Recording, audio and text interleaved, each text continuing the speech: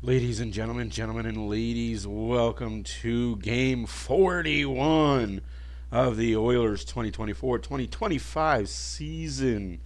My name is Matt for OilersFanReaction, as always live, play-by-play analyses, a little bit of jokes, a little bit of fun, a little bit of hoorah comedy. Unfortunately, today we do start with a somber message.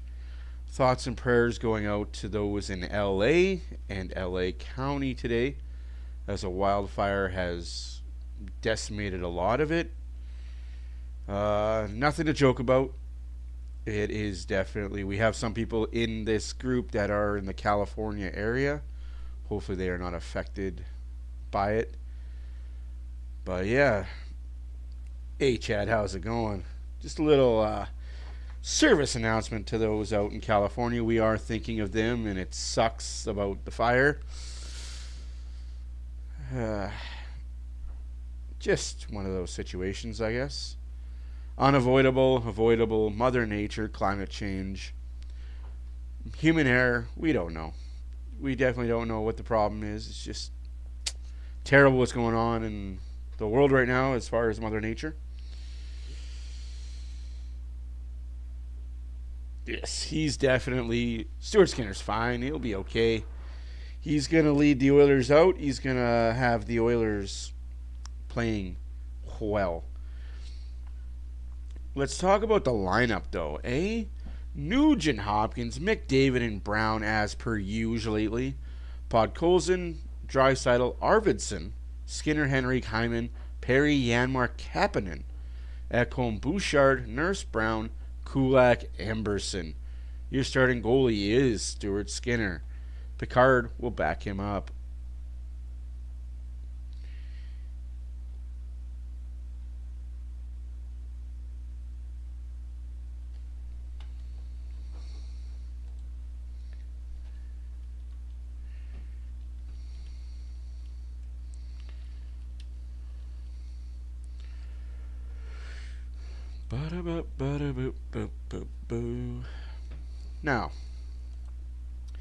Now that you got it good and understood, there's some terrible rumors going around Evander Kane right now and his health and the Oilers as a whole situation.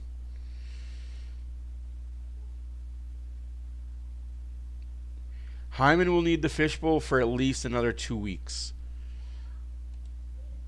Unfortunately, it's a nose, right? And you want to protect the nose as much as possible.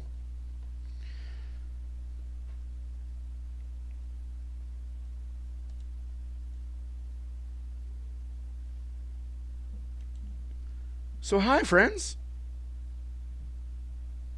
Yeah, Chad knows.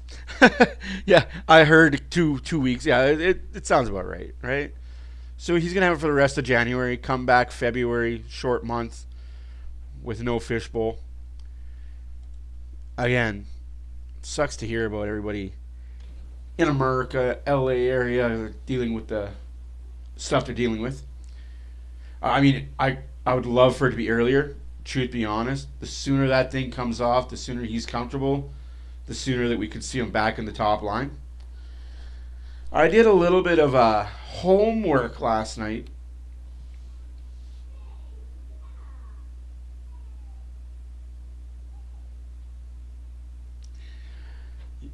You're not wrong, Lubo. You're absolutely not wrong.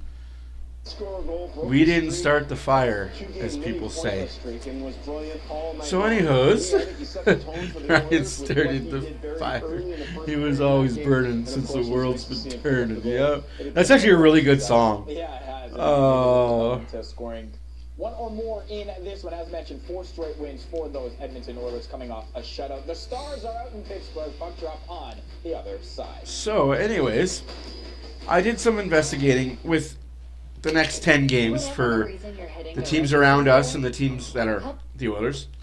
You'd be surprised. Vegas' next 10 games, the Islanders, the Rangers, Minnesota, Islanders, Minnesota, Rangers, Minnesota back-to-back. Nashville, Carolina, Chicago, that Carolina back-to-back. St. Louis, and then St. Louis, Dallas, St. Louis second game, Dallas back-to-back, and then Florida. But here's the kicker. Their back-to-back with Minnesota is when Minnesota is on their back-to-back, and their back-to-back with Dallas is when Dallas is on their back-to-back. Must be nice. Must be nice to play against teams that are on their back-to-backs all the time when you get a back-to-back. The Jets in their next 10 games have LA, Colorado back-to-back, Vancouver, Seattle, Calgary, Utah, Colorado, Utah, Calgary, Montreal. Minnesota have Colorado, San Jose, Vegas. Remember, back-to-back. Vegas is the back-to-back game.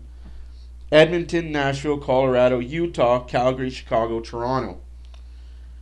And the Kings have Calgary, Winnipeg, Calgary, Edmonton, Vancouver, Seattle. Going through all this. Vegas has 4 playoff teams they play against. Winnipeg has 3. Minnesota has 5. LA has 3. Dallas has 4. Edmonton has 6.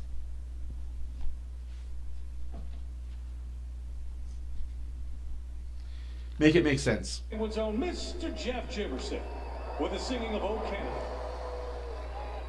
O Canada, our home and native land. Jesus. True patriot love in all of us command.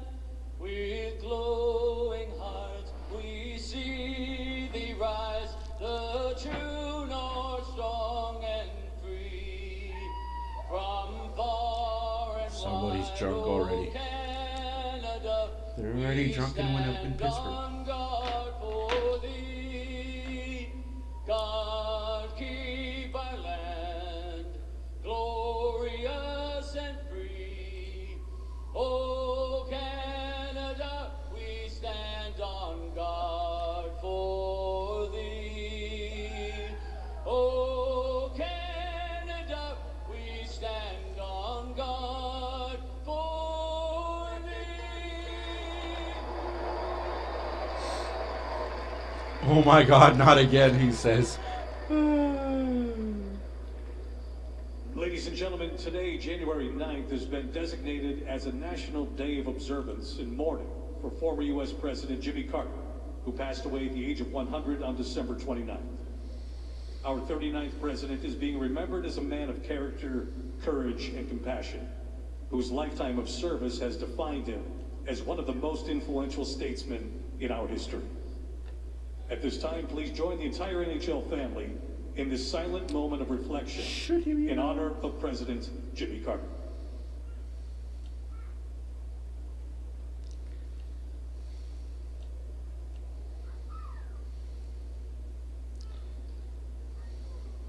We thank you. In the spirit of patriotism, please remain standing and join Jeff in the singing of the Star-Spangled Banner. Oh, say, can you see by the dawn's early light what so proudly we hailed at the twilight's last gleaming, whose broad stripes and bright stars through the perilous fight o'er the ramparts we watched were so gallantly streaming, and the rockets regulate, the bombs bursting in air, gave proof through the night that our flag was still there. Oh, say does that star-spangled banner yet wave o'er the land of the free and the home of the brave.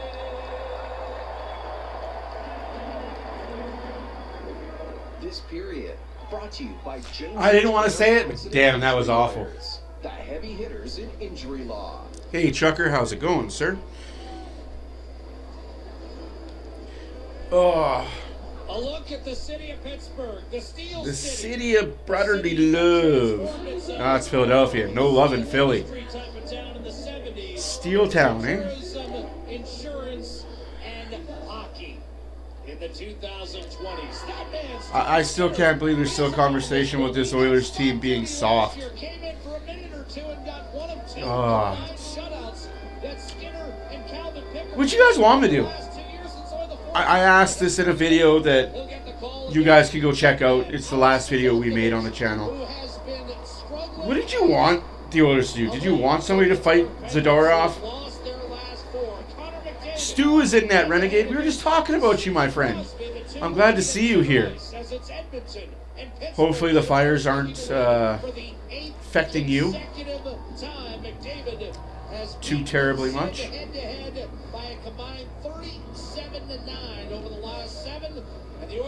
Or is just the LA area that's completely gone? I've heard many rumors. I don't know what's true, what's not true. Absolutely. They won. That's all that matters.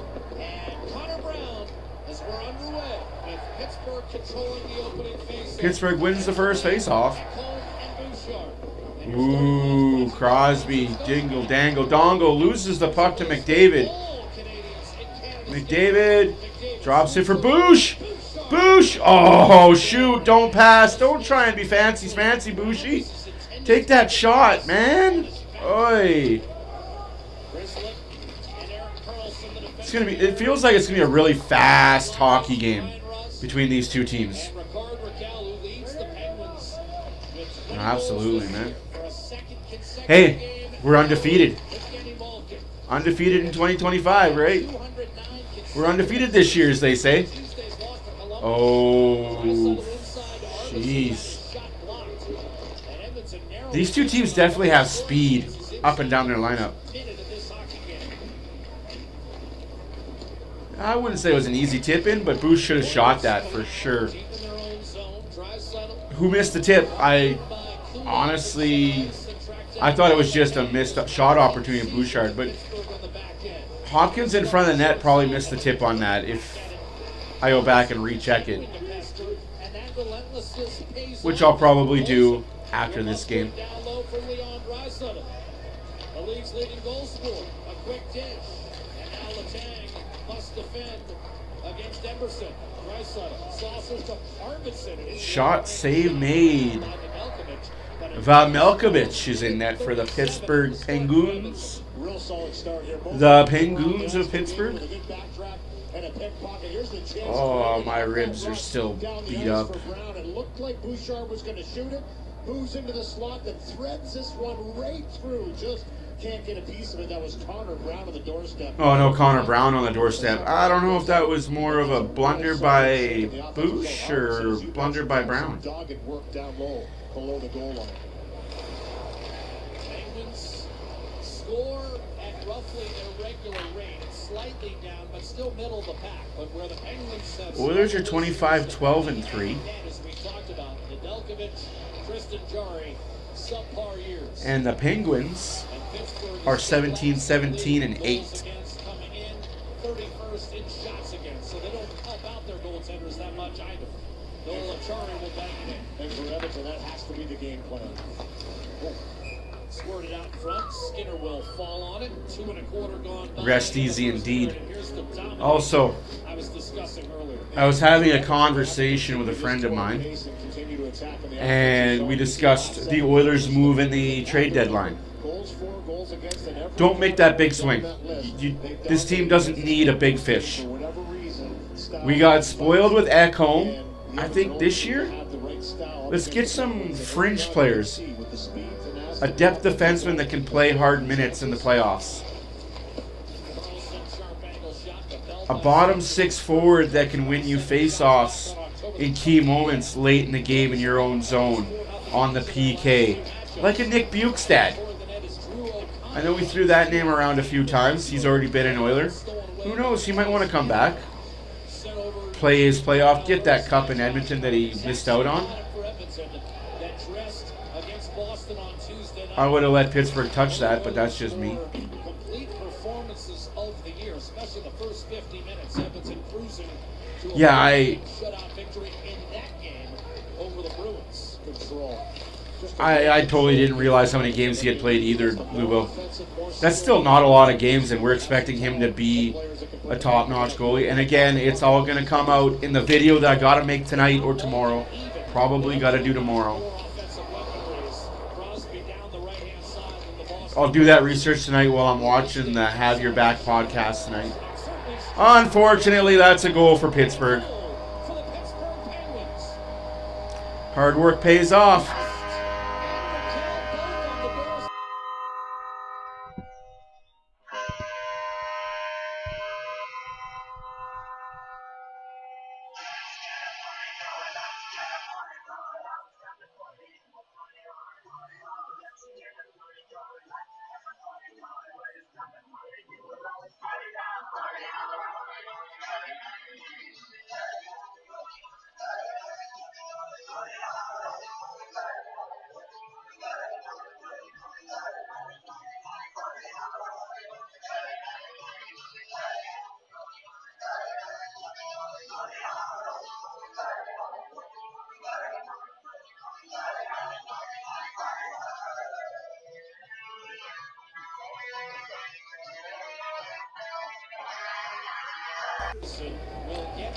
Well, ain't that a kick in the nuts? Bouchard misses his guy.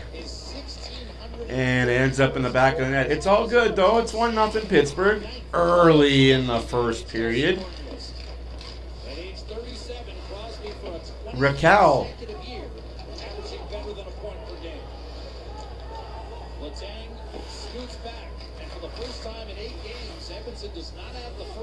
So, anyways, first shot, it's okay. That's, hey, I'm not even upset by it.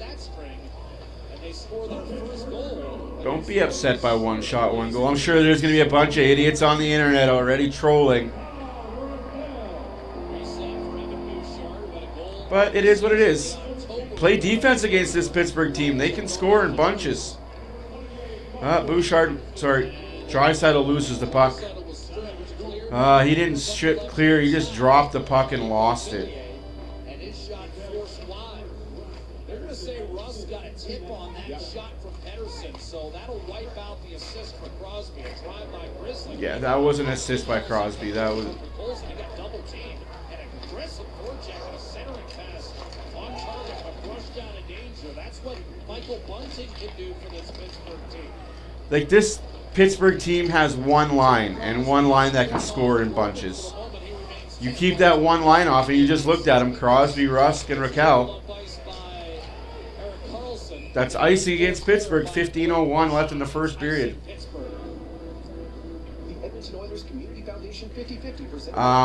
As far as Chychrun being an Oiler, yes, it was almost a thing. But thankfully, Arizona screwed themselves over on that deal. Skinner, he did have a little conversation about maybe a little bump in front, but if you look at Russ, and that was the player standing right in front that got a little piece of that puck en route to the net, they're saying he kind of walked that line perfectly. And I don't understand these comments about one shot, one goal. Skinner, like, guys, what is he supposed to? So you're going to blame Skinner on that goal? What is he supposed to do?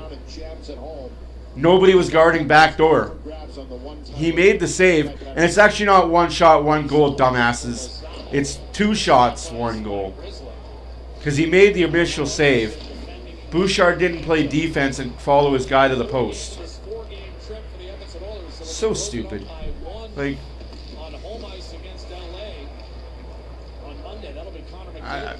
I hate the fucking fan base of the Edmonton Oilers so much sometimes. They're just dumb trolls because one guy says something that a bunch of them have to jump in. So fucking stupid. And then he'll continue on to Chicago for the finale of this 4-game trip.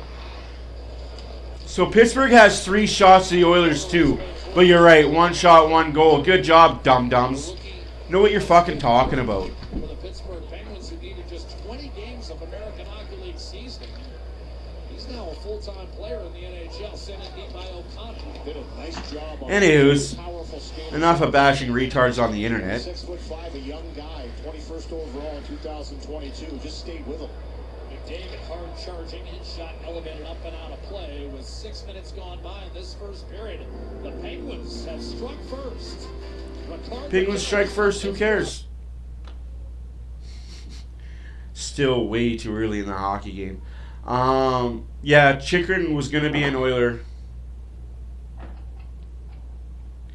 But every time Holland wanted to make the deal, Arizona said, well, now we want your first overall pick. Now we want you to throw in a prospect. Oh, can you throw in another first round pick? Oh, we want another prospect. So every time Holland made the call to get Chychrun, the price went up. And the price went up. So, he's alright. I'll just go to Nashville. They haven't raised their price on Ekholm. And we'll get Ekholm instead. Man, if they traded for Bouchard, that'd be hilarious. Give us Pettersson. Give us JT Miller for Bouchard. Fair swap right across the board. Oilers, it's not easy money, but I have a feeling they're going to win tonight. Nothing is easy in the NHL. Nothing is easy for the Edmonton Oilers, to be completely honest.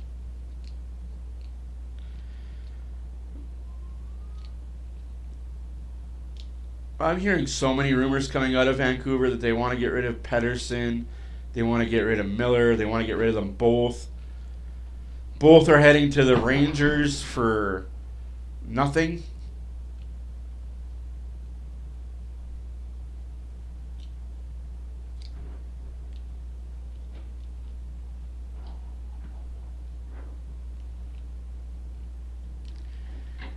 Yeah, not wrong. And 3 seasons there, matches the number on his jersey in goals.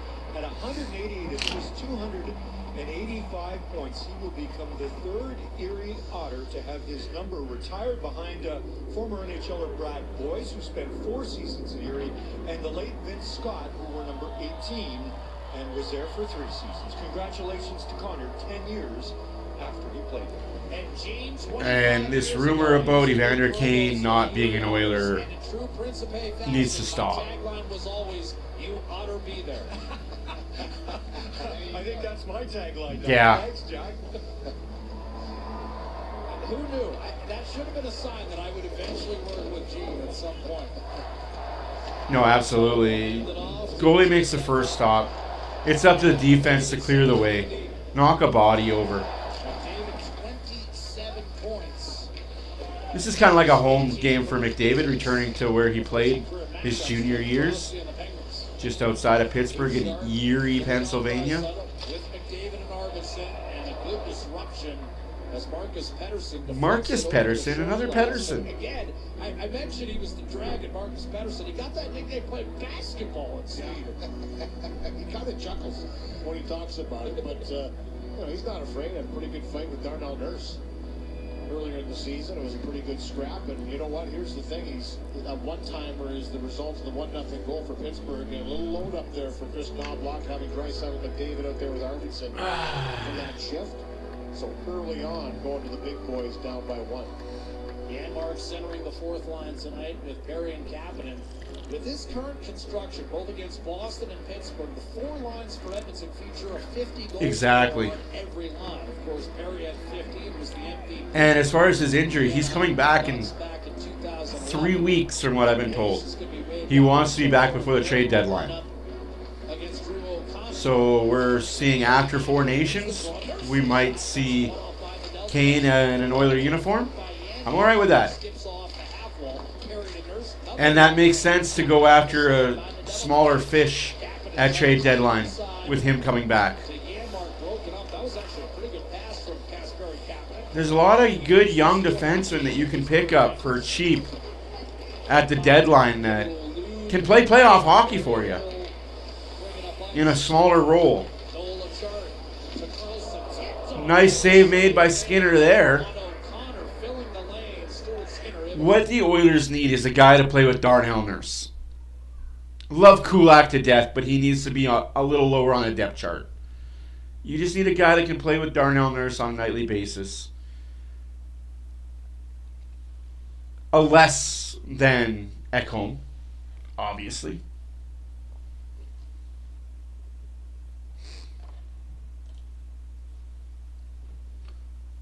Drives himself to the blue.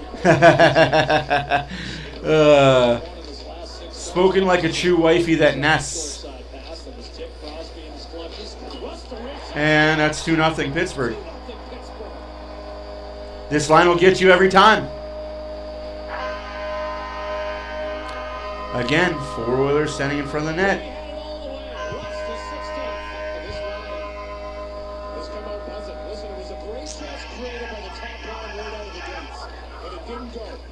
Just past the stick of Connor Brown. It was Connor McDavid that drove into the offensive zone. But since that point in time, this line has come out and started to look at the offensive zone. A presence in front for Raquel as he gets into the eyes of Stuart Skinner. Fly by screen. You can see the reaction of Skinner on that shot by Rust.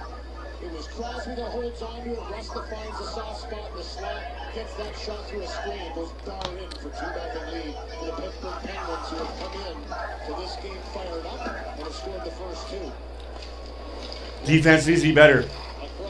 The puck was loose in front of the net, and no Oiler player touched it.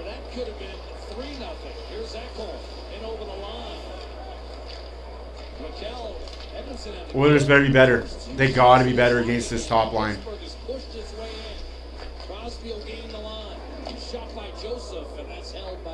Skinner's doing his part. He's just getting zero help right now. 6 shots, 2 goals. Not good enough on the defense. The goals against a minus 28 goal differential coming into this game for Pittsburgh, but it's never been a question of whether or not they can score goals. They can, and we're seeing that here early in this game. It's about keeping it out of their own net. For Edmonton, they're going to need to start working the puck back towards the offensive zone and spending some time there like they did early in the first couple of shifts. Darnell Nurse, Kulak were on the defensive side that goal. So Ekholm, Bouchard, Kulak, and Nurse are negatives right now. Officially with 1,641 points, 9th all time. Next up, Mario Lemieux, of course, the great Penguin, who Crosby just caught in the assist department. Had Bouchard just put that in, or Brown tipped that puck in, what a different game we're talking about. But 2-0 Pittsburgh, 6-4 the shots for Pittsburgh, 11:21 left to go in the first period. What a contrast the day makes. Boston, Oilers were up big, up early. And bad giveaway again by the defense. Big save by Skinner.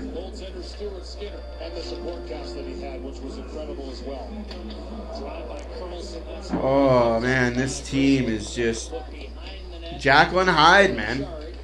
Who's the Jackal? Who's the Hyde? The Oilers is trying to get it out of their own end right now. Pittsburgh, to its credit, Darnell Nurse just throws it behind the net to nobody. Use some communication out there. Like, talk to people for fuck's sakes.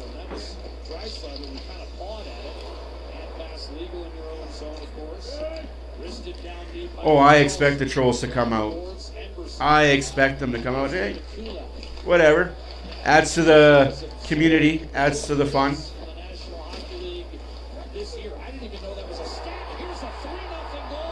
3-0 again. Oilers lose a puck battle.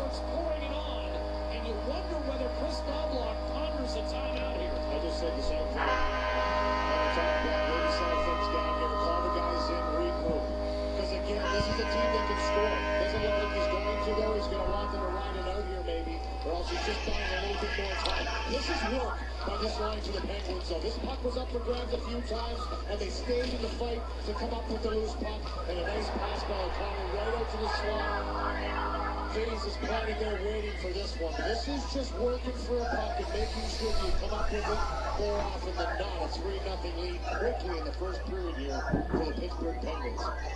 3-0 Pittsburgh. You wonder, we're so close to the 10-minute television timeout, Louis, with a Whitlock That's going to have an impact on it for sure. You probably just say, hey, let's just try and wait until we get to that point in time. We have a timeout coming. It's a commercial timeout for TV. That's why Knobloch didn't call the timeout.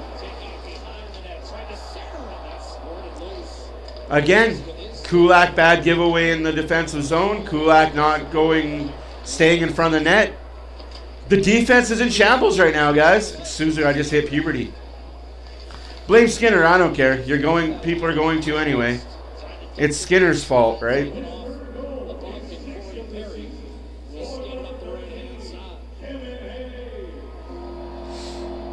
3-0 Pittsburgh. Goals by Raquel, Rusk, and Hayes. Shots are 9-4 for Pittsburgh. 9 minutes left to go in the first period. Be better, Oilers. Be better defensively. No. 4 Oilers break in the zone. They don't even have the fucking puck.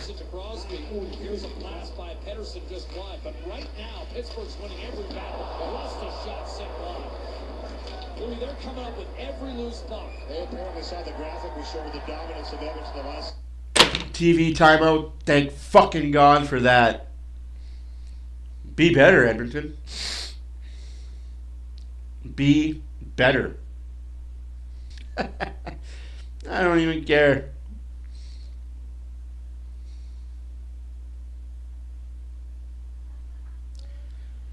That's what happens when you forget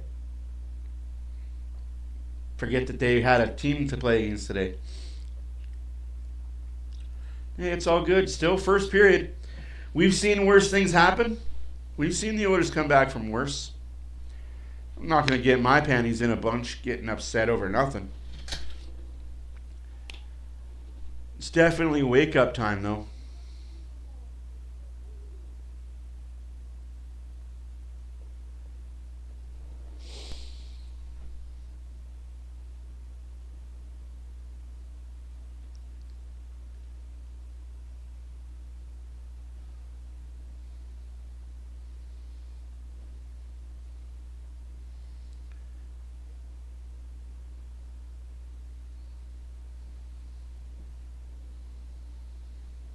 Nothing to panic about.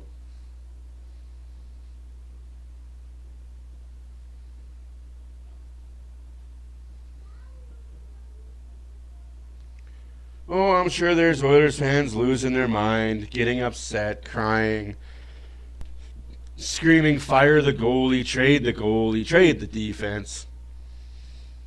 Hey, Northern, how's it going? Hey. It's a game. It's 3-0 Pittsburgh. Good thing there's still more than 2 periods left. Nice little recovery by him. He finds Pedersen, who's had a strong game and a couple assists already, and the shot by Russ. How about we clear a body in front of the net? Jack, you've mentioned it a couple times now, tied with Joe Sakic at 16. Yeah, I agree. I agree with that. They get one more before the Oilers wake up. Not too long ago against the Utah Hockey Club, so. You're all good, Northern. You're all good. We got 8:58 left in the first period. 3-0 Pittsburgh Penguins. 10-4 shots for the Pittsburgh Penguins. Oilers just need to wake the puck up. I'm not going to get screaming mad and fire this guy, trade this guy, this team sucks. We're on a 4-game winning streak. The last 20 games, we've lost, 3 games? 4 games? I'm not upset by anything. Columbus with a better points percentage, and that was the team that rallied from 3-1 down to beat the Penguins. Right? Like, we're at, like, nice save made by Skinner again. Oilers just look flat. They just look so flat, so tired. This road trip doesn't get easier, boys. Road trip doesn't get easier. In 2 days, you're in Chicago. Then you're at home for 1. Might as well be a road trip game. And then in 4 days, 5 days, you're in Minnesota.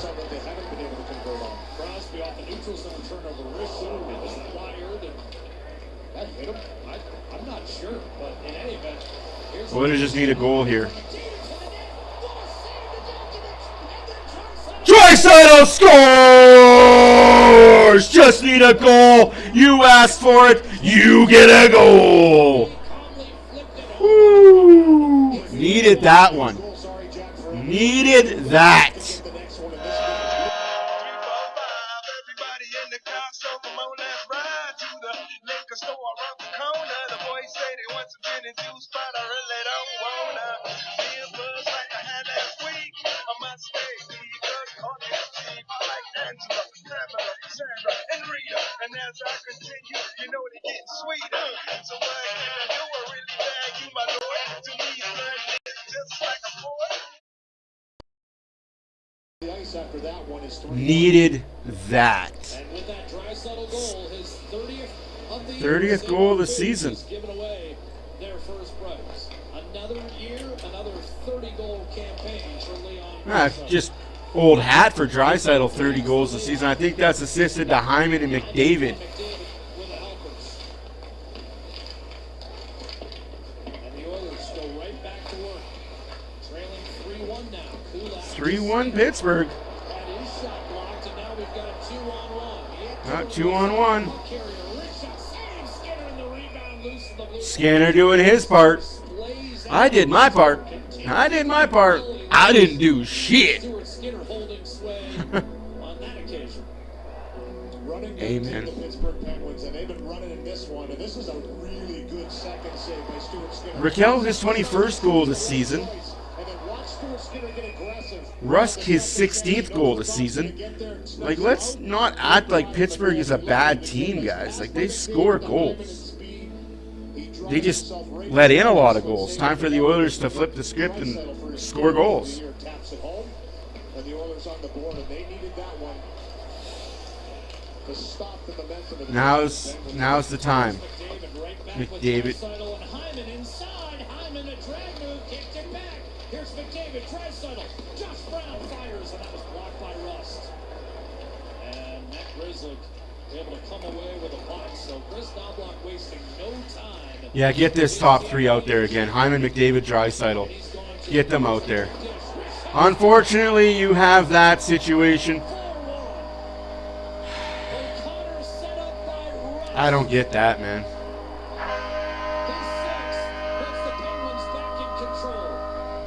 I don't get what the defense is doing there.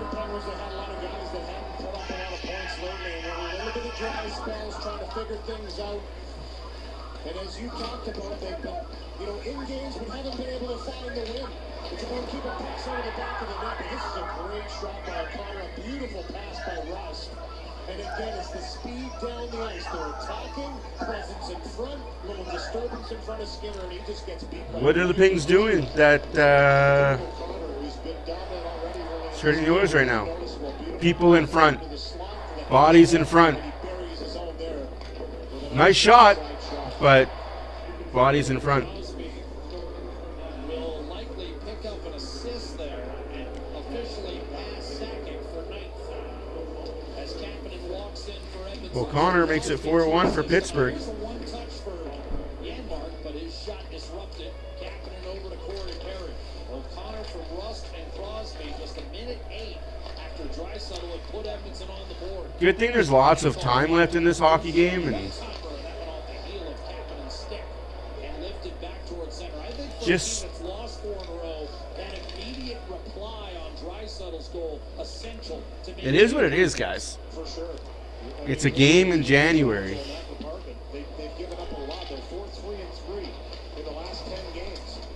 So they've been around it. They just haven't been able to find that goal or keep it under the back of their net. That's a big goal. The Oilers can score in bunches just like the Penguins can. It's all a matter, are they willing to? Once again, and for Edmonton right now, they're just not finding the danger of the slot. Wow. You can't even get the zone right now if you're the Oilers. Anderson shot smothered. By the way, Draisaitl now 7 consecutive 30-goal campaigns. Just a matter of time as he's been sitting on 29. But Golson now with Arvidsson and Ryan Nugent. Anderson can't hold the zone. It's all good, guys. 4.5 left to go in the first period. 4-1 Pittsburgh. 13-5 shots for Pittsburgh. Game's far from over. It's not done till that buzzer goes with zeros on the clock in the third period. Not Not even worried about it. in the second with a couple of goals and win that game eventually 4-0. In this one tonight, Again, we got a game in 2 days against the Chicago Blackhawks. A Saturday game at 5 against Connor Bedard and the Chicago Blackhawks. Crosby versus McDavid. So far, Crosby's winning this matchup. 2 or 3 points.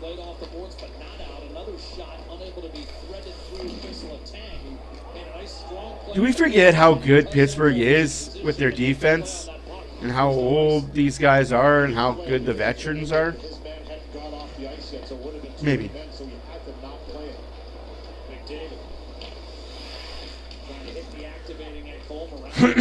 They're not making the playoffs. Like, regardless of what happens, they're not a playoff team.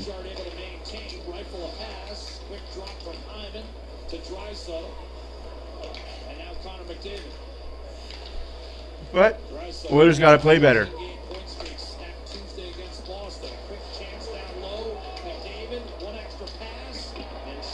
One extra pass, McDavid. We've been hearing that way too often. The Oilers are just trying to make that one extra play. That was intended for Draisaitl in his regular spot for the one-timer. And that calmed the defenseman down the play, just trying to get back to his position. Inadvertently gets in the way and it hits him. But if it gets through, obviously... A lot of interference going on there. Holy smokes. It's all good, Raymond. It's all good, man. Hey. They all can't be masterpieces. They can't all be Picassos. Sometimes some things turn into dumb things.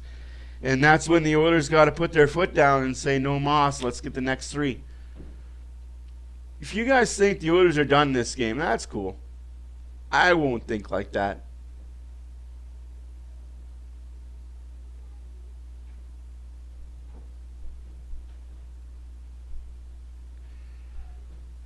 His 30th of the season, assisted by Hyman and McDavid, of course.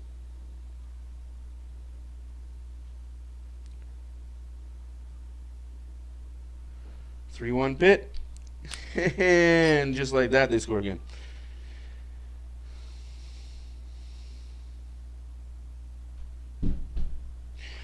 You're not wrong, Epic. Like, no.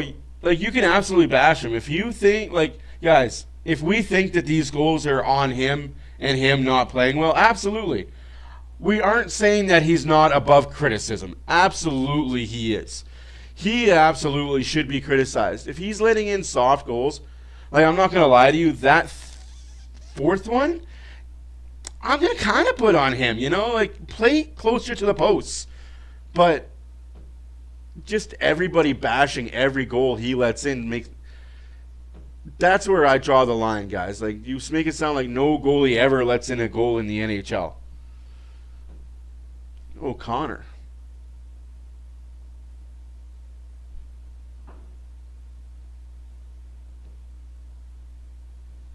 No goalie ever lets in a bad goal. Of course the McDavids are there. Lauren, his mom, his dad. Of course, Dad Brian. And the plan is the Erie Otters bus driver who drove when Connor was on the team is actually going to take the McDavid. No, you're not wrong. You're not wrong. It might take that goalie change to wake this team up. Absolutely right on that. With his billet family, and then officially around 4 o'clock, he has to be at the rink for his jersey. Hey, now, they're not trash. It's one period. You're going to be happy when the final score is 6-4 for Edmonton, and you're going to be happy you made that parlay bet. That's why my word of advice to people, don't bet on the Oilers. If you're a betting man, don't bet on the Oilers. Hey, Edmund, I hope you and your family are well. I heard about the California LA wildfires, and I thought of you and Renegade. Instantly, you and Renegade, I thought of you guys. Hopefully you guys are away from the fire.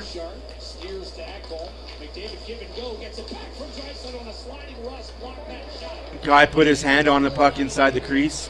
Penalty shot, not rewarded. And that's icing against the Oilers. It's okay, Dan. Absolutely, guys. Like, Am I shocked by this? Absolutely. Am I upset? No. This Oiler team is still good enough to score 4 or 5 goals. A nice defensive play by Russ as he goes right down 2-pad stack to take that away. As Corey Perry getting some time with the 2 big guys up front, and that puck never made it to him. Good defensive play. So are you guys away from the fire, Edmund? I don't know how far away Bakersfield is from LA. Hopefully it's far enough away that you guys feel the heat but aren't being burned. And we got a minute and a half left to go in the first period. Shots are 14-6 for Pittsburgh. Scores 4-1 for Pittsburgh. Oh, I'm sorry to hear about the family there. I'm glad you're safe. I'm glad you and yours are safe, though. And that's a bad play by Kapanen. At least he got on his horse, and Darnell Nurse gets burned.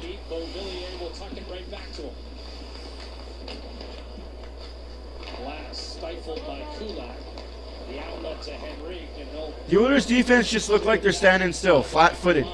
And with the speed that Pittsburgh has, you can't stand still.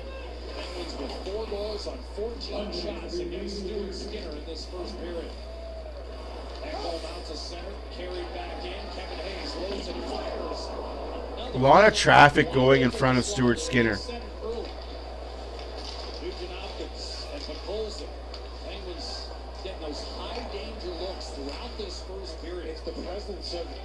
Attackers on the rush there. Hayes had 2 players going to the net. So who are you going to take? Are you going to give him the puck? You have to be aware of the guys going wide. 31 seconds left to go in the first period. 4-1 Pittsburgh. Oilers just got to score 2 in the second. 2 in the second, 1 in the third. You got yourselves a tie game. Going to overtime, win it in OT. Got ourselves a freaking hockey game, don't we?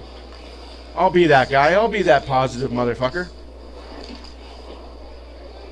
Yeah, they were in LA last Monday. That new arena for the Clippers. I guess they were tired of playing at the Crypto.com arena and sharing the floor with the Lakers. Any whoosies, guys. After one atrocious fucking period, Penguins 4, Oilers 1. Guess what? It can only go up from here. By the way, my name is Matt. For all you guys that are new here, push the subscribe button, push the like button, let me know what your thoughts are. We're going to talk about the out-of-town scoreboard real quick. Yeah.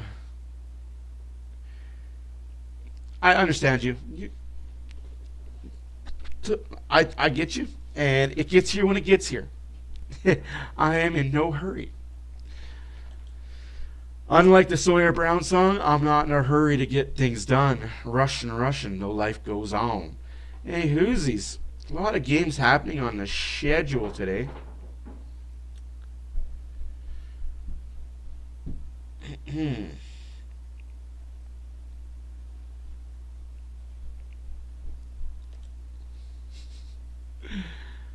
Oh my goodness.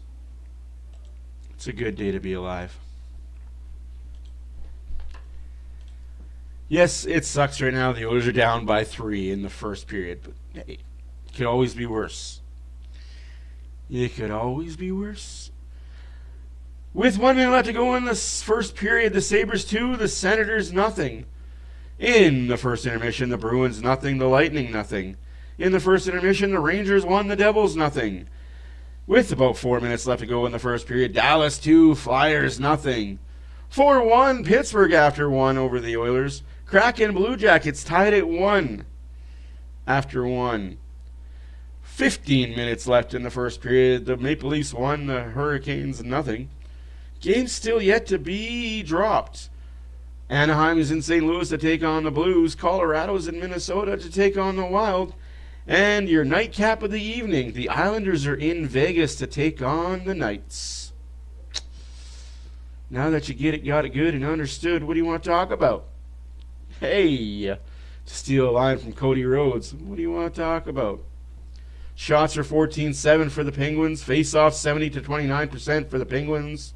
Hits were 6-6. Blocked shots 11-5 for Penguins. Giveaways 4 for the Oilers, 1 for the Penguins. Takeaways 1 for the Oilers, none for the Oilers, 1 for the Penguins. We played them in October. We beat their asses 4-0. You knew this was going to be a game of comebacks to come back. Anybody who's been watching hockey for as long as this motherfucker has, he knows when you beat a team 4-0, the next time you play against each other, you better bring that same motherfucking energy because that team's not going to let you do that again. And it's looking like they're not. And good for Pittsburgh. I just hit puberty again twice in one day. Honestly, good for Pittsburgh. Good for not laying down. Now's the time to see what the Oilers have. What kind of balls do the Oilers have? What kind of team toughness, team spirit, team energy, chemistry, call it what you want to call it. What do the Oilers have? Let's find out. These next two periods are going to show you if this Oilers team can come back from being down early in games. I got a sneaking suspicion they will.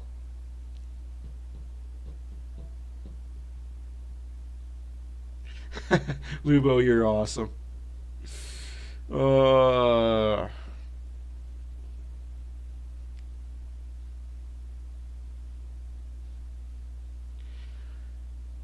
I honestly think the Oilers might come back and win this game. I'm not down, guys. Like, I get that the optics of the game doesn't look good. I understand the optics of the game doesn't look good. But it's just the defense is not there right now. Darnell Nurse, again, why are we puck watching? What are we looking for? Oh my God! Like, I don't understand those stupid comments. Broberg and Holloway. You want to talk about Broberg and Holloway? Does people really want to talk about fucking Broberg and Holloway? Let's talk about Broberg and Holloway. Where's Broberg and Holloway? St. Louis. How's St. Louis doing tonight? How's St. Louis doing overall? They don't play until later against Anaheim. So what? Holloway has 7 points in his last 5 games. Big whoop. You want to talk about Broberg and Holloway? All right, Holloway, 42 games played. 14 goals, 17 assists, 31 points. He's getting 16 minutes time on ice. Tell me what his time on ice would be in Edmonton. 5? 10? You want to talk about Broberg? All right, we'll talk about Broberg. 3 goals, 11 assists, 14 points. Time on ice, 20 minutes and 33 seconds. What is he going to get in Edmonton? 5 minutes? 6 minutes? Good for them that they're thriving in a weaker team that's 19-19-4. Sitting outside the playoffs and won't make the playoffs this year. Congratulations to them.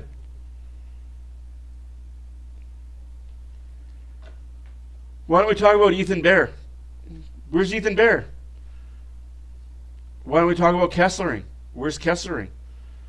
Why don't we talk about Puljujärvi? Where's Puljujärvi and what has he done?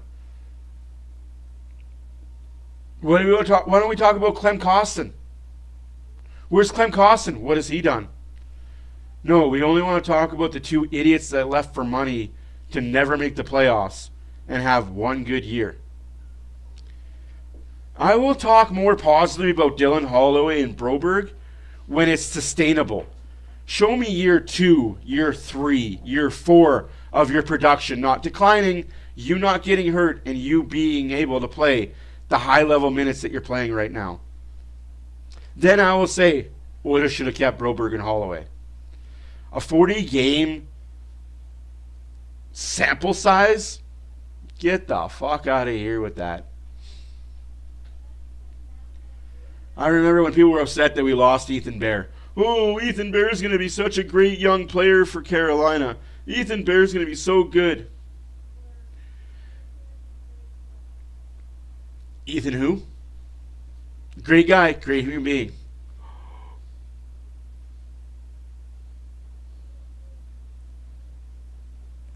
That's so cool.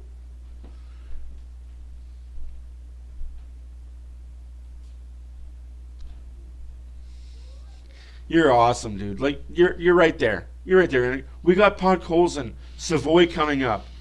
Emberson's looked good. Like, why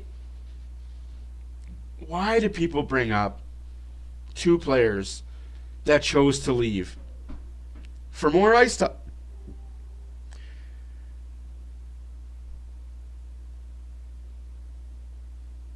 They chose to leave for more ice time, as they should have. They felt like they'd get more playing time elsewhere. Go for it. They bet on themselves, and it paid off for 42 games. But let's see what happens for the rest of the time that they're in St. Louis.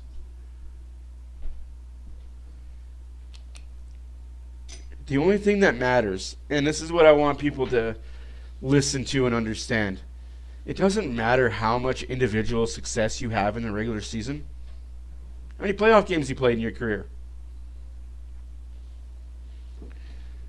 I did a quick little study a while ago while I was a young lad in High Prairie, Alberta. And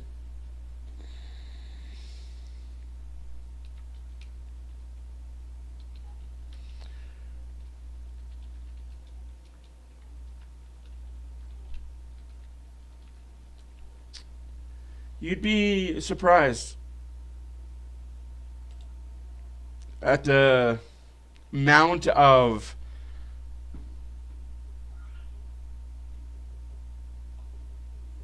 players that I've seen have such great NHL careers, but nothing in the playoffs.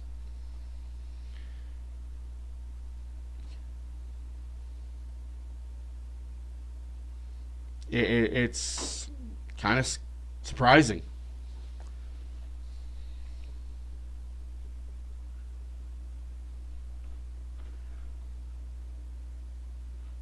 Patrick Stefan, 455 games, never played in the playoffs. Derek Armstrong, 477 games, never played in the playoffs. Ladislav Smid, 583 games.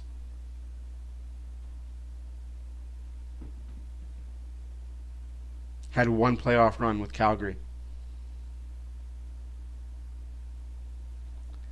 You want to go farther back, Guy Chiron, or Guy Chiron for Montreal. Played in 2 playoff seasons. So they had great careers. They had great individual numbers.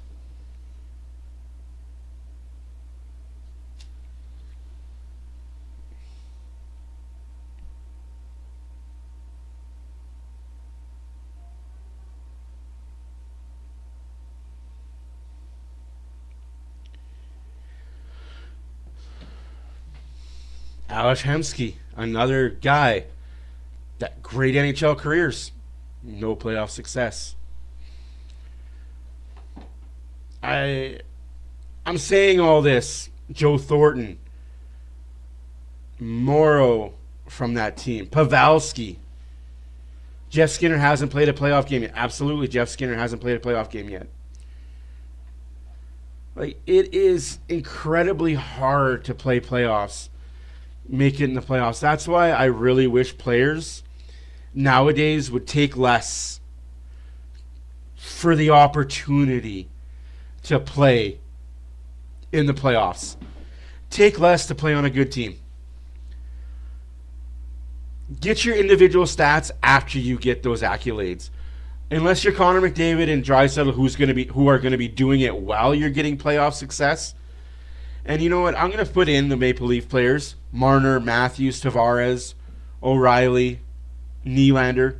Great regular season. Great stats. Woo! Those stats.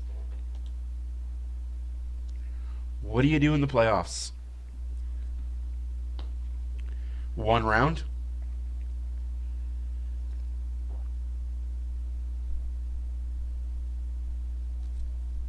That's right, boys. Ladies and gentlemen, by the way, your Co-op Cup from Saskatchewan, there There's the hometown right there, Nipawin, Saskatchewan. Co-op has such great cups. Joey, you're missed every day, my friend. You're missed every day. So, what are the predictions for the second period? Oilers score 3 straight, tie the game up at 4. And yes, honestly, when I'm going to talk about Ethan Bear as if he's not in the league anymore. He's once an Oiler, always an Oiler. I will talk that way about Holloway and Broberg when they're no longer in the league. Once an Oiler, always an Oiler. Absolutely. Absolutely. And yes, Jeff Skinner's not looking great right now, but he's not a third, fourth line guy. Unless he changes his attitude a little bit. And I think that's what's going to take for Jeff Skinner. Change your attitude just a smidge. Become that third, fourth line guy. It sucks being that hard-working grinder. I know it sucks because your body goes through hell. You get no recognition. The fans don't clap for you when you block a shot or you take a punch to the face or you're skating back 200 feet to stop a goal and you're only playing 6 minutes a night. The fans don't recognize that behavior. What they cheer for and what they recognize, the Connor McDavids, the Hymans, the Hopkins, the Dreisaitl's, that's what they recognize and that's what they cheer for.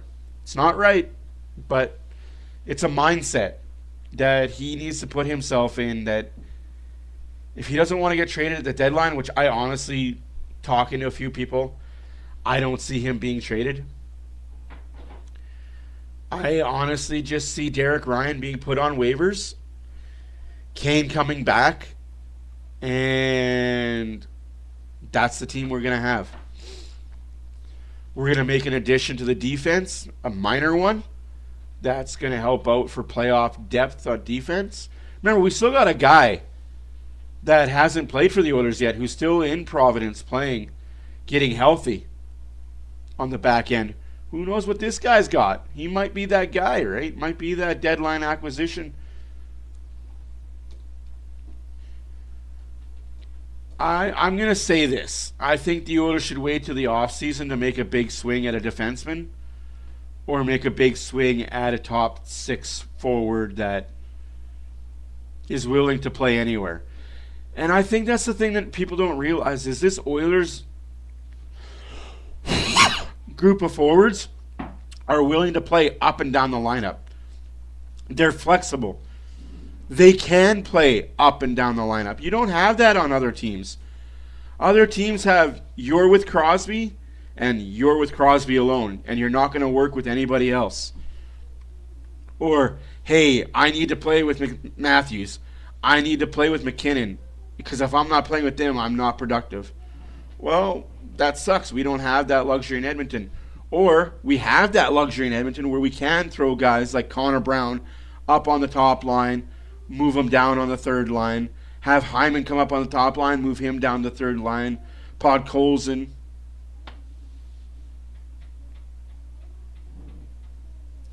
Oilers are better this year than they were last year.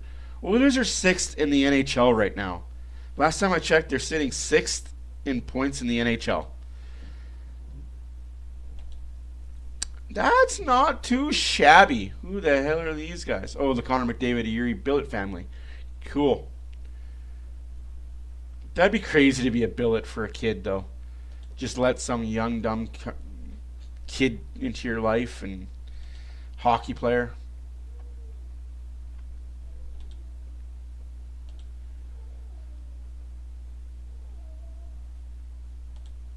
Like, as of right now, the Edmonton Oilers are 6th place in the NHL with 53 points. That is not too shabby at freaking all. Like, 6th in the entire league. I'll take that all day, every day, twice on Sundays. Anyways, guys, the second period is about to be underway. And, you know, there were some sacrifices we made, but, you know, ultimately, it was definitely worth it. Bob, for you, I want to ask, sometimes billet families are so important to junior Root beer float? Yes, please. Kids move on. Oh, yes, please. Oh, don't tease. Num. Not surprised that Connor's continued to be close with your family. No, we're not surprised. We knew he'd be here. He's driven like nobody else. He wants to bring a cup to Edmonton so bad. And if it happens again this year, we're going to be there. Well, listen, Bob, Nico, Stephanie, thanks for taking care of Connor before Edmonton started taking care of Connor. Enjoy the ceremony tomorrow night in Erie. There you go. Great. Louis, you know, billet families, unbelievable people all across North America supporting players like Connor and others when it comes to junior hockey. No question. I mean, they're so important, so vital. Second period is underway. People that will welcome them into their homes and treat them like their own, and that's exactly what they do. And obviously, for Connor, he was treated very well in his time in Erie. Special night tomorrow night in Erie, putting number 97 to the rafters. And a lot of people will be on board for that one. Well, and you would have had both billets in London, and I mean, it's part of the fabric of the game, quite frankly. And the Canadian junior hockey off the draw. The Penguins with a 4-1 lead as we begin the second period, which has been Edmonton's best period all year long. They're a plus 23 in terms of goal differential in the second. Best in the league. David, Draisaitl, and Hyman playing together and attacking Pittsburgh 3-on-2. Draisaitl, McDavid loads and fires a save to Delco. Oh, jeez. Oilers are starting off hot now. Bouchard slams it, misses the net by 15 feet again. Over to Bouchard, just one goal in his last 18. Here's Draisaitl, a shot and a save made. Oilers starting the period off hot. Can't get that goal in, though. Seconds in, but then again, we said that at the onset of the hockey game. And then Pittsburgh really started to get rolling. Nedeljkovic checking his helmet on that last little sequence, but a good entry into the zone. McDavid zips this one through. That's the good save. Probably came up and clipped the chin a little bit on him there, but he stayed in the battle. Had to look around Hyman on that one, but Bouchard just misses the net. But a lot of traffic around, and now it's about following up that shift for the next line for Edmonton and just trying to build that momentum. And listen, clean up the defensive zone. All 4 goals, if you look back at them, there was a mistake made, lack of coverage, over coverage was what really led to someone being wide. Excuse me. Clean that up and work in the offensive zone to chip away. Kulak, a shot, a save made. Hey, man, that's 2 good shifts in the pen zone. That's how you start things. That's how you start. I might need some water. Ryan Russ doing the damage with a goal and 2 assists in support of that man, Alex Nedeljkovic, who came into this game 1-2 lifetime against the Oilers. He turned 29 on Tuesday. 29. About a 2-hour drive from here, a suburb of Cleveland, Parma, Ohio. And he'll dig in for a face-off to his left, taken by Adam Henry. Reunited with Skinner. Yeah, it was bad that first period.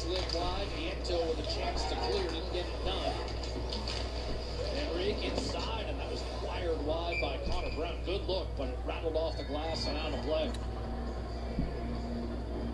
Yeah, way wide. Brown's shot might have been good. Speaking of good, there's a football playoffs happening this weekend. The wild card. If you follow the NFL at all, wild card Sunday. Oh, man. Sorry, folks. My legs are sticking to the chair. It's short day today in Edmonton, +2 outside. Oy. Take it. Well, and more to the point, I think, Chris Knobloch this morning told us we've been defending very well. It's time to get back to basics. As Louis, we saw more leakage in that slot than we've seen in the last month. It hasn't been there. Here's Brown, a shot up near the clavicle, and Nedeljkovic.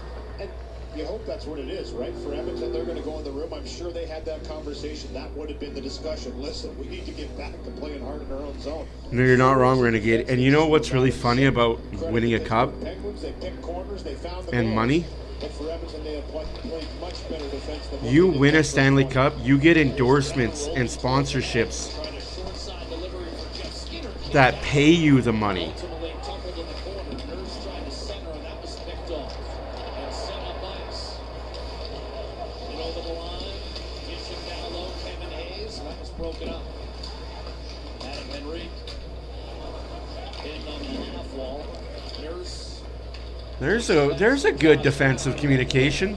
I thought into the Penguin bench, but that went off the linesman. Yeah, and the linesman's Are you serious? That puck went off the linesman into center ice. Penguins get control of the puck. Get out of the way, you freaking idiot. shoveled back towards center. Not intentional. Obviously, Mark Schuster pretty shaken up from that attempt. I don't care if you're shaken up from it, dude. Climb the boards. Get out of the way. I'm going to say this until my dying breath. We need less refs and linesmen out there. There's just too many bodies. Too many bodies out there on the ice. If he gets it up on the toe, it might be 5-1. A little too much time and space to walk in and find that shot for Pedersen, though. Corey Perry. And to tuck it inside for Janmark. Letang able to come over and break it up for Raquel. Crosby smartly gets it in for Pittsburgh. Had 2 assists on the 4 Penguin goals in that first period, did Sidney Crosby. Up to 46 points now on the year. I just don't get. Lifting back through the middle. And that's icing against the Oilers. 16:45 left to go in the second period. 13-11 of the shots. Woo. Getting what you want isn't out of reach. Hey, Jay, how's it going? Flexibility with customizable designs by Coventry Homes, the official builder of the Edmonton Oilers. Yeah, it's really warm out. By Connor Brown, just a nice little smart play. He knows he can't directly put it to Skinner, so Wow. he uses the side of the net and it pops right out to Skinner.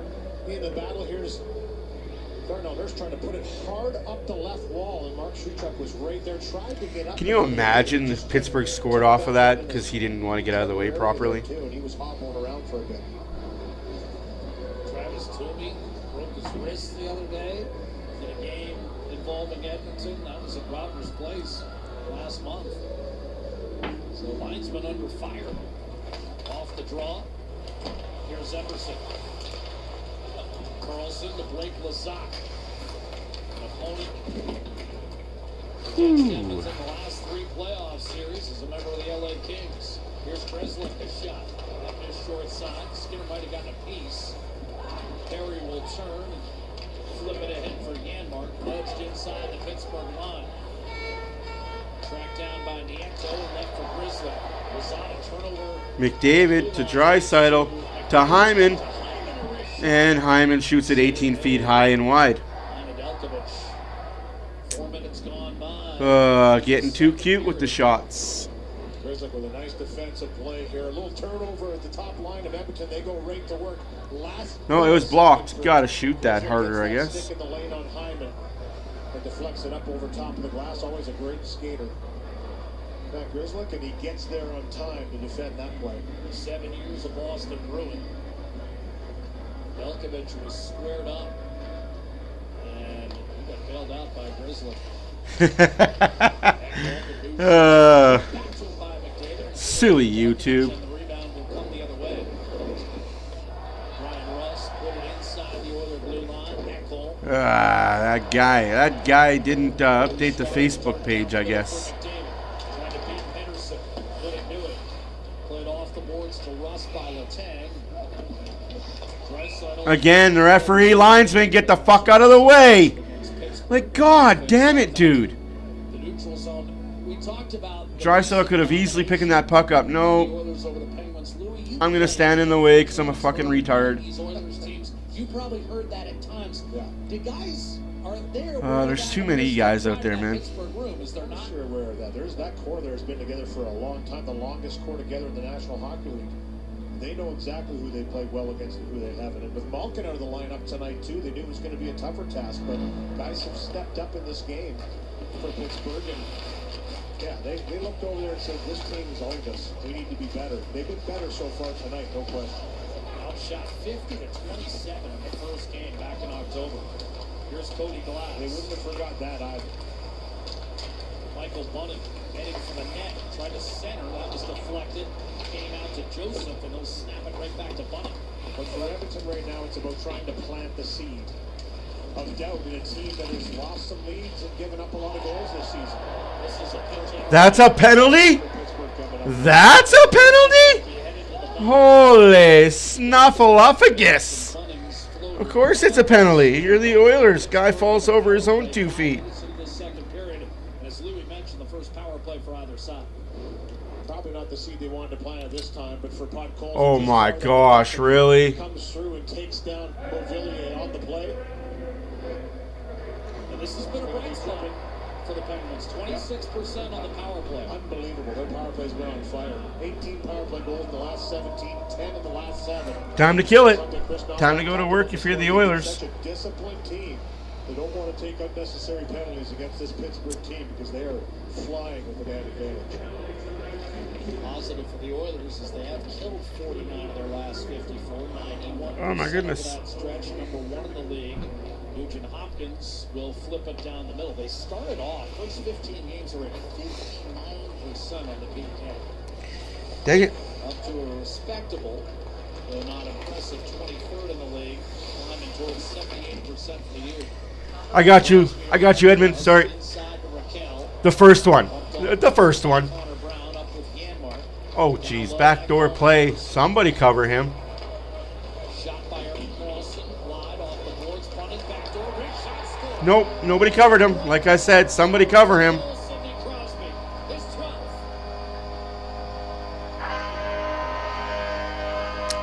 I'm a dumbass, and I knew that was going to happen. Pretty hard cam off the boards here. It comes right to Michael Bunting, and he makes a beautiful pass across. Everybody thinks he's going to shoot this puck, and he threads it through to Sidney Crosby. Doesn't do a lot of movement here. He just gets himself in position. Look how high that came off the wall. The fake snapper by Bunting changes it to a pass, and it's all smiles for Sidney Crosby. As this one comes out right onto the tip, and he elevates up over top with a glove. The Stuart Skinner 5-1 Pittsburgh, and the power play of the Penguins remains hot. 11 for their last 24, as you noted, Louis. No, yeah, it's time to pull him. Get him out of there. And special teams really He needs help back there. Defense tonight is just not it. We talked about it. Shots are 16-13 for Pittsburgh. Scores 5-1. Hasn't been a problem all I mean, year.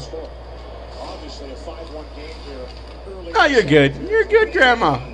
Life's good. You gonna give the next penalty to Pittsburgh? Because that really wasn't a penalty that you called. This is going to be against the Penguins. So Hey, like I was just about to say, you gonna give the next one to Pittsburgh? One make-up bullshit call for another one? Chris Letang. Crosby celebrates a 5-1 lead in Pittsburgh. Closed caption. I'm just saying, that was a pretty weak call against the Oilers. Still got to kill it, though. Still got to make a save. Still got to be better defensively. Is this the one-off the Oilers needed? That one, we're not as good as we think we are type game? We're good, but we're not legends? We're good, but we're not great? Is this that one game where they're going to look back on when they win the Cup in June and be like, hey, that one game, January 9th in Pittsburgh, where we got our shit handed to us?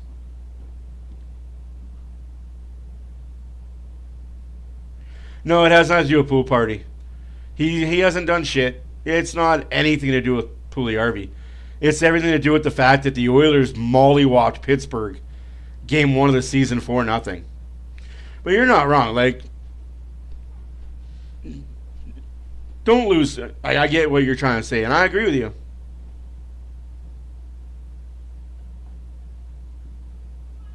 There you go, Epic. There's always a bright spot to it. Like I said, guys, I could be upset, but the Oilers are in the playoffs, whether they win this game, lose this game, tie this game, building blows up. The Oilers are going to be in the playoffs. And they just got to learn from this. If they lose this game, learn from it. Don't let this happen. Don't let this be the norm. What are you talking about? What are you upset by? The first call against the Oilers was garbage. You're going to get a garbage call back. It's what the refs do in this league. The refs are garbage in the league for everybody. Get used to it.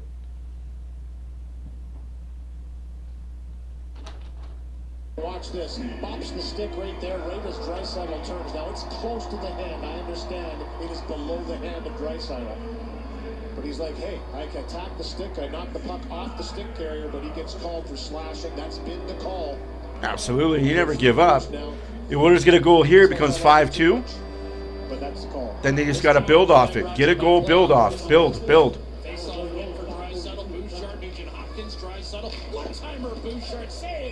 Like I said, just don't let this, I don't know, 2 bad ones. Just don't let this be the norm for you guys, right? Let this be the oddity. Two teams that are really rolling with an advantage. And rightfully so with the talent each team has. Good face-off win, move the puck. Absolutely. Like, look for the shot. And this one by Nedeljkovic, he's screened by his own guy, Pettersson, who gets tangled up with Hyman in front. And as he's trying to take one, we're playing against playoff caliber teams right now, too. It's not like we're getting Chicago every night, Buffalo, Montreal, Ottawa. It's pretty good on the power play, or the penalty kill this year. One-timer, and that was whistled. It sounded like it caught the outside of the goalpost. Definitely hit the goalpost on that. What a shot.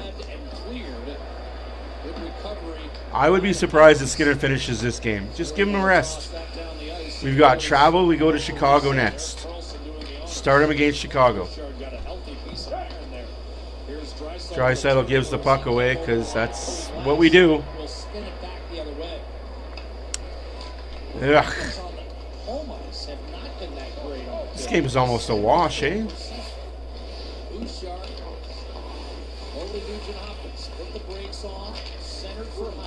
It back to Bouchard. Hopkins saucered across to McDavid. Now it's Draisaitl to Bouchard. Nugent Hopkins gives it back to him. Draisaitl settles. McDavid. Bouchard, one-timer, and that pinballed into the corner. Ricochet handled by McDavid. Draisaitl protecting in the corner. McDavid hard, short side, centering pass. Nugent Hopkins, one-timer. What a save! Nedeljkovic on Bouchard. This goalie's coming up big. 30 seconds left to go in the power play for the Oilers, who've been passing it, but getting shots. Out the zone it goes, because, hey, that's the way it goes. Found the looks they were looking for. A couple of great saves by Nedeljkovic. No, absolutely, right? Like, you're not going to have every game be awesome and perfect. Not every game is going to be the Boston Bruins game.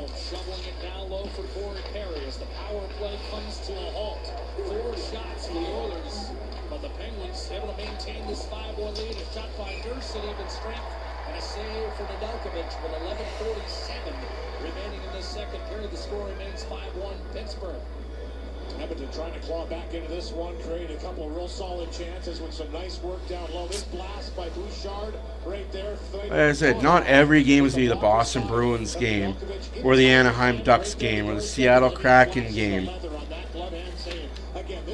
or the Utah Hockey Club game. You're going to have a game like this every once in a while. But like I said, don't make this the norm. Ooh, Perry goes hard into the boards off that one. Going for a hit, missed the hit. And for Edmonton, they need to build off that power play. They create their chances. Just build off it. Don't make that power play kill momentum. 11 and a half minutes left to go in the second period.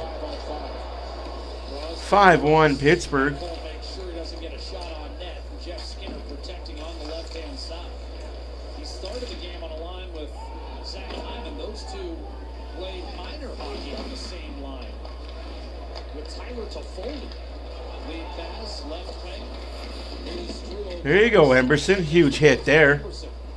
Kulak up the wall, but not out. Joseph to Crosby. Turned over. Kulak mustered a clear to center. It was rifled back. Halfway through the second period, still 5-1 Pittsburgh. That's all right, though. Joseph threw a linesman. And then sent ahead for O'Connor. Trying to move his way in against Epperson. Comes over, thunders into Hayes. Boyardi lurking close by. Finishes his check in the corner on Connor Brown. Continues to dig. The puck pried loose for Epperson. O'Connor won the battle out in front. One-timer. Block shot. Terrific recovery. That looked like a Here comes Connor Brown. goal for Hayes. Now Brown, one-timer, Robinson, saved Nedeljkovic, and then a sprawling stop on the rebound against Janmark. Nedeljkovic is just being really good right now. Again, we got Vezina trophy winners back there when we play them. Bouchard in hot pursuit. He'll reverse up the wall to Lazat. One-timer Letang and a blocker save made by Stuart Skinner. 30 minutes completed. Pittsburgh, the Penguins lead the Oilers 5-1. Dugout for Hey. Lazat. The Oilers may lose this one, but hey, Letang had it put don't to give up, right? Comes Just Janmark. Letang rolled oh, Janmark was way too easy to knock off the puck. Into his shift though. Pedersen takes a pass. No energy. No energico. He was checked by Bouchard. McDavid dashes back, building speed through the neutral zone. That guy is holding on to McDavid. Took his stick off his. He takes his hand. Ekholm, it's There's always that one fucking retard that comes in here, right? locates McDavid. One-timer, Draisaitl. That one motherfucking retard that thinks he's funny and's got jokes. Biggest joke is the one between his pants, though. One-timer, Scores! Draisaitl makes it 5-2. Thanks for coming in, Jodis, you dumb fuck. Woohoo! Oh, you make my life so much fun. The high five line. Let's get 3, 4, 5, everybody in the car, so come on, let's ride to the liquor store around the corner. The boys say they want some gin and juice, but I really don't wanna. Feel buzz like I had last week. I must stay because coffee is cheap. I like Angela, Pamela, Sandra, and Rita. And as I continue, you know they get sweeter. So what can I do? I really bag you, my lord. To me, blood is just like a boy. Anything fly, it's all good. Let me jump in and sing in the trumpet. A little bit of money. 10 goals. Oh no, guy comes in to talk shit, ends up getting shit on. Oh no. McDavid. Bunting and Kapanen. Why don't you watch those goals, eh? And tell me again where it was Skinner's fault? Take both of them. Yeah, both of them are going to the box. Both you idiots. Kapanen, So this is the Bunting, go to the box. dropped you. They were going out 4-on-4. the face-off. 5-2 Pittsburgh. Shots are 21-17 for the Oilers. 9 minutes left to go in the second period. Having some words into the box, mostly Bunting, who usually is the guy talking the most. 4-on-4. And with the 4-on-4, Louis, that means McDavid I was going to Draisaitl. say, this to me is an advantage for Edmonton. What are you doing, Bunting, you idiot? I mean, Kapanen, you know better, you idiot, but both you guys. McDavid jumped over the If you're going to fight, fight. Oh, wait, Bunting doesn't fight. That's right. for these two. The officials have finally seen enough. And That hurts Pittsburgh more than it hurts the Oilers. Kapanen and Bunting. Chris Knobloch sensing an opportunity here. McDavid to Ekholm, who had a second assist on that last goal for Draisaitl, who finds McDavid around the tank, swooping. No one moved the puck to. And then regained against Pedersen. Out to Draisaitl. He was checked off the puck. Ekholm stayed with it. Draisaitl had it pried loose. Wow, so much hacking and slashing. McDavid trying to put some pressure on. Last regrouping in his own zone. Always a dangerous proposition when you've got McDavid and Draisaitl on the ice together, but he negotiates it successfully. Oh, wow. Talk about grabbing the guy with your glove. From Bouchard. Yeeks. Draisaitl carved it free. Crosby out there, lead pass, and Nedeljkovic is going to play this ahead of McDavid to Grizzly. If he moves to Oh, no, you're good. I just hope I had to look at you said 6. I'm like, I hope not. Draisaitl, and did Nedeljkovic get a piece of that? Unreal save, and now That's not offside. You idiot. 9-2. You have such a bad job. You can't get in the way of the puck. You keep getting in the way of the puck, and now you're calling a bad offside? God. down, and it was in Grizzly's feet. Oh, I'm sorry, guys, but damn, this referee needs to just go back to learning how to play hockey. That wasn't offside, man. Let the game play out. Oh, by the way, guys, his 31st goal of the year assisted by McDavid and Ekholm.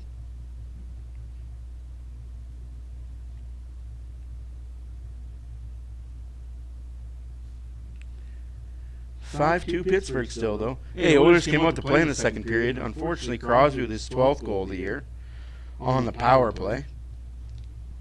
What? Excuse me. Connor with his 6th goal of the game.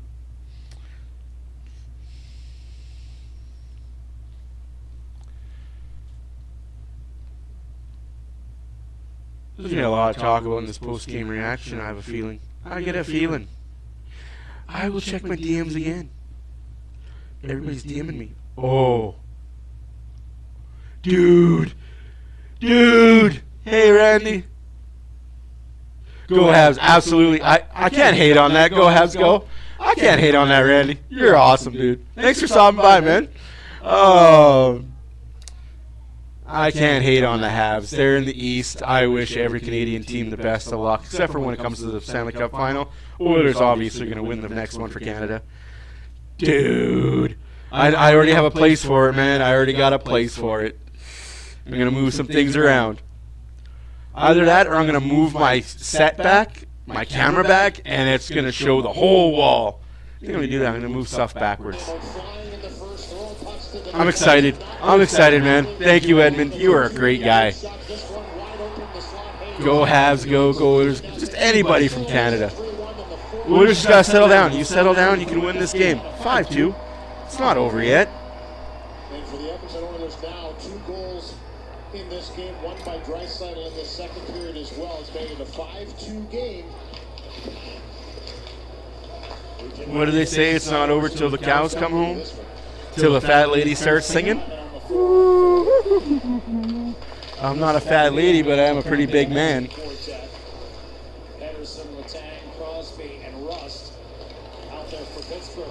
Sidney Crosby. And Brian Rust, each with a goal and 2 assists tonight, supporting the Pittsburgh offensive dogs. Sent in deep by Pedersen. Crosby lets it go through to Letang.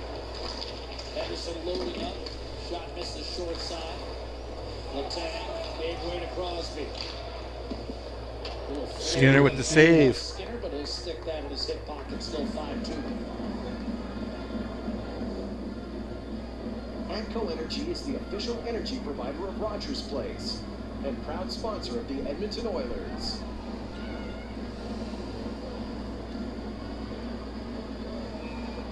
Kapanen still in the box for a few more seconds. We'll be joined by Michael Bunting, both ex-Toronto Maple Leafs.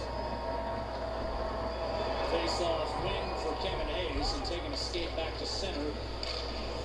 Pickering will give it up to Hayes. Like I said, Bunting's going to come out of the box and not do shit. In the middle frame, Bunting sends it in deep.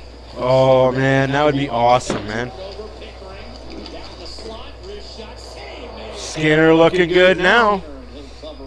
I just love how... Good look for Hayes. And another puck that Stuart Skinner... Guy comes in here, makes one comment, then bounces. The Penguins have done a nice job at just finding the loose pucks around the net, but also... To each their own.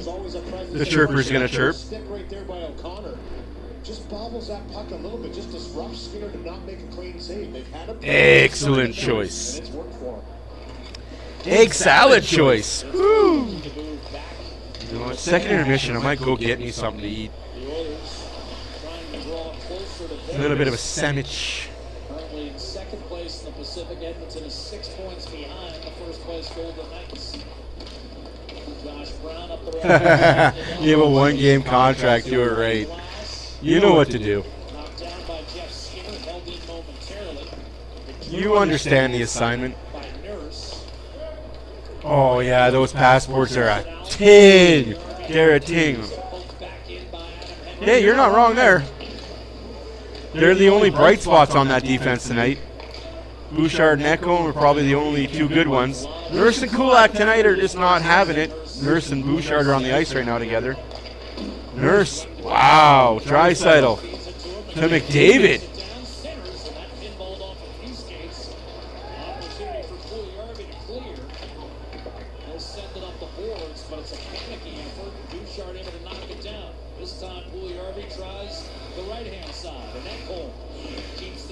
Can the Oilers score here? Perry just hits the outside of the net.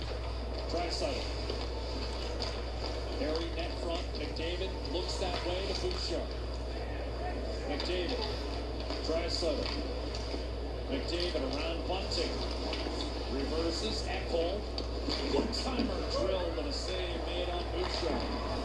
Rebound around the glass, and Draisaitl season.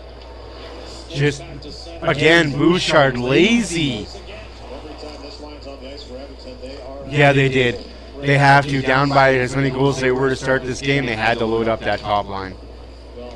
But that's the benefits of having these two guys. Oh, that was a good hit by Brown. And then he doesn't take it to the net. Why not take it to the net? You hit the guy. You've pretty much canceled him out of the play. Take it hard to the net, 2-8.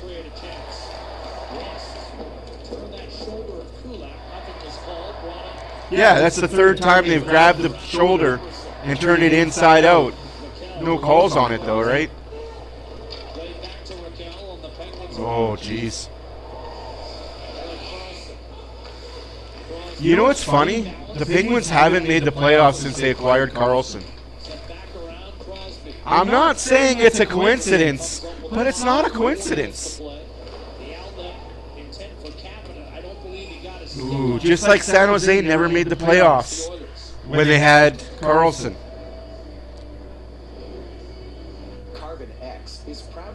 Yeah, I agree, Jodis. The Emberson thing. Well, he was on the ice with Kulak for that one goal.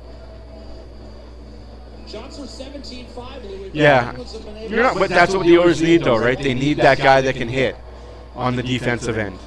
It's been a good push, but you got to give Nedeljkovic some credit as well. Yeah, it's coming. There's going to be another power play coming. No, not really. Did you know that the Oilers have the least power plays in the league?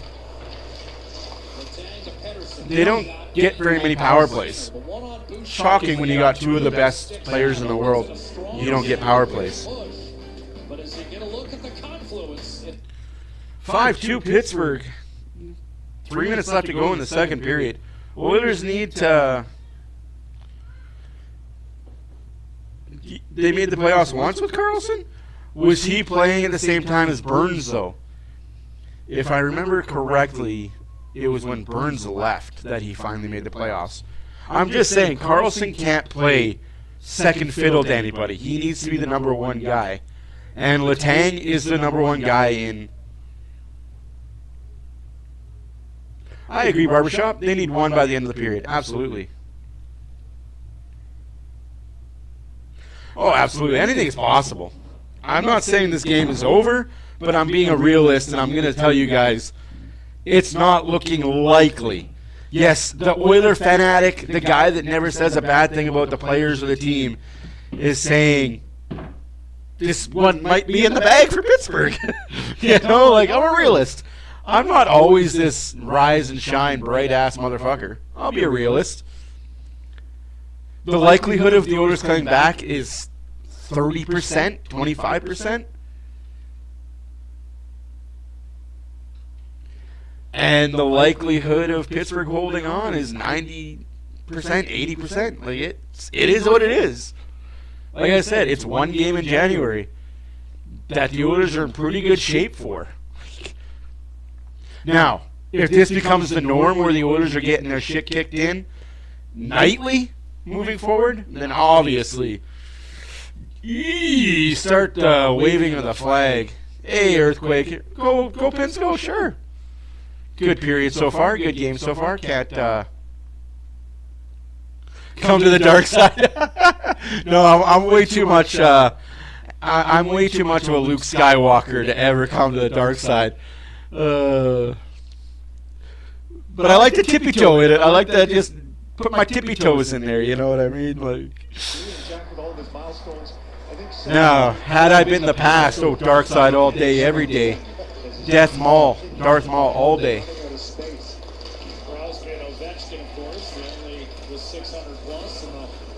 Or for all you Spaceballs fanatic, Lord Helmet. That was my dark side. Lord Helmet all day, I tell you what. Ooh. I mean, if you could get Nevelka moving and get him trying to be athletic self, block shot by, and then two players, Nurse runs into Arvidsson. There's no reason for Nurse to be on that puck right there. You know what? It's all good, man. Hey, we won't hate you for being a fan of the Penguins. That's your team. You rock with them, man. That's awesome. Pittsburgh on top. Penguins build a 3-0 lead. They've slopped goals ever since. And here's a jittery turnover by the Penguins that leads to an icing call. Icing against Pittsburgh. Oh, I know I'm going to love it, dude. And I greatly appreciate you for doing it, man. Thank you for coming to the stream, guys. Honestly, like, we don't bash too many people. I don't know if he's hurt, but he looked a little shaken up. No, he looks fine. He looks more pissed off.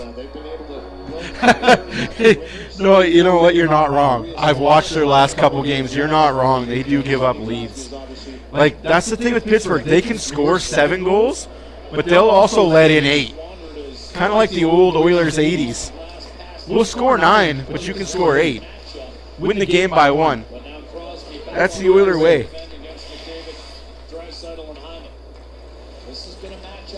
No, he hits his own teammates pretty hard too, yeah. Oh, come on, skate, Hyman, skate. Get there, Draisaitl. Oh, Bouchard holds his own. 2:20 left to go in the second period. 5-2. Oh, Hyman misses the net just by 5 inches. Whether you miss by 5 inches or 5 feet, missing a net's missing a net. And, oh, come on, ref, get out of the way. McDavid and Draisaitl loaded up. Chris Knobloch had to go to it about 5 minutes into this, much earlier than normal. Rust interference on McDavid. Nope. Yeah, that's a call. You can't do that, you idiot. What are you even thinking, Rusk? You weren't standing there. You put your ass into his body. That's a trip, and you know it. Give him 2 minutes for peeking. You gave the Oilers an extra 2 the last game. Garbage, man. You're garbage. This is a fairly heavy shoulder, though. He stops and bumps. I mean, okay, he kind of spins and falls down after a long shift. Say what you want about that. He's not a guy that dives very often, if at all. Certainly a shoulder. You can't do that. Like, stand your ground, sure, but don't lean your body into him. It's about time you get called for that. You've done it 5 times this game. Golly. Got a score on it, though. So not full tank starting this power play. Although that tank on 97, it's pretty inexhaustible. Got to win the face-off, which you don't. Well, that's 15 seconds killed off the power play. Oilers got to score here. No, absolutely. This is a great game to correct that PK. The goalie is being amazing, though. I will give Ned props. Vezina out there right now. Oh, Bouchard. Bouchard, can you please make a 5-foot pass? Hat trick upcoming? That would be great. I would be pretty freaking happy about that. But I don't understand how Bouchard can't make a 5-foot pass.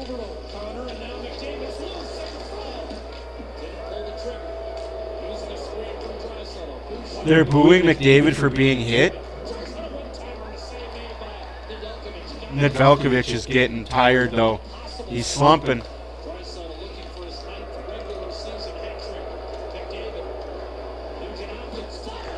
Hopkins scores! Power play marker! Woo! 5-3.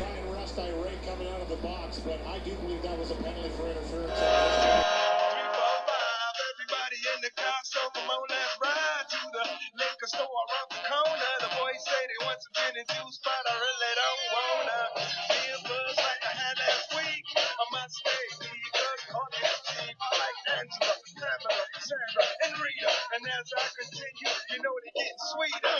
So what can I do? I really bag you, my lord. To me, blood is just like a boy. Anything fly, it's all good. Let me jump in and sing in the trumpet. A little bit of Monica in my life. A little bit of Erica by my side. Wow. Wow. It's okay, man. Edmund, I greatly appreciate you, man. She doesn't need much stuff. She's a baby. Oh. McDavid and Bouchard on the assists.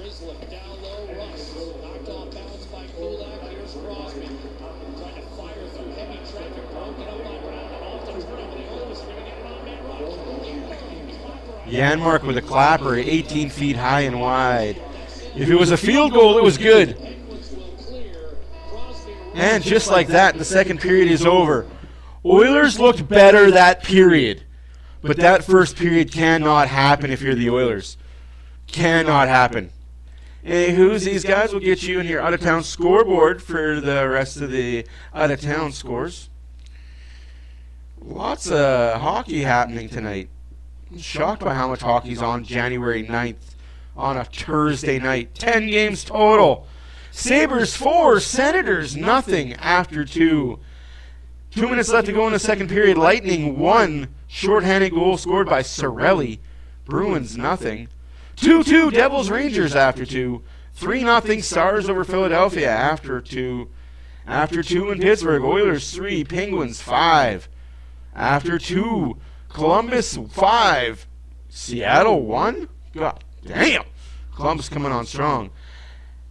15 minutes left to go in the second period in Carolina. Hurricanes 3. Maple Leafs 3. 3 minutes left to go in the first period. Blues 4. Ducks 1.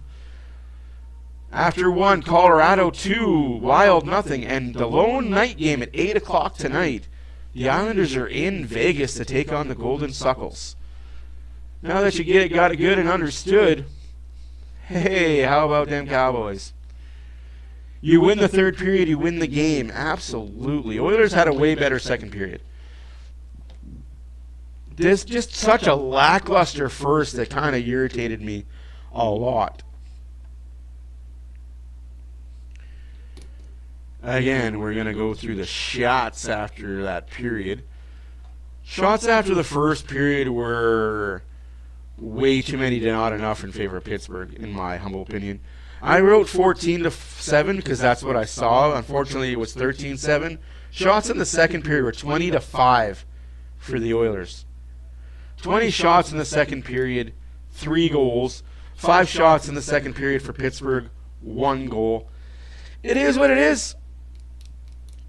Nothing you can do when you got a power play goal by Crosby.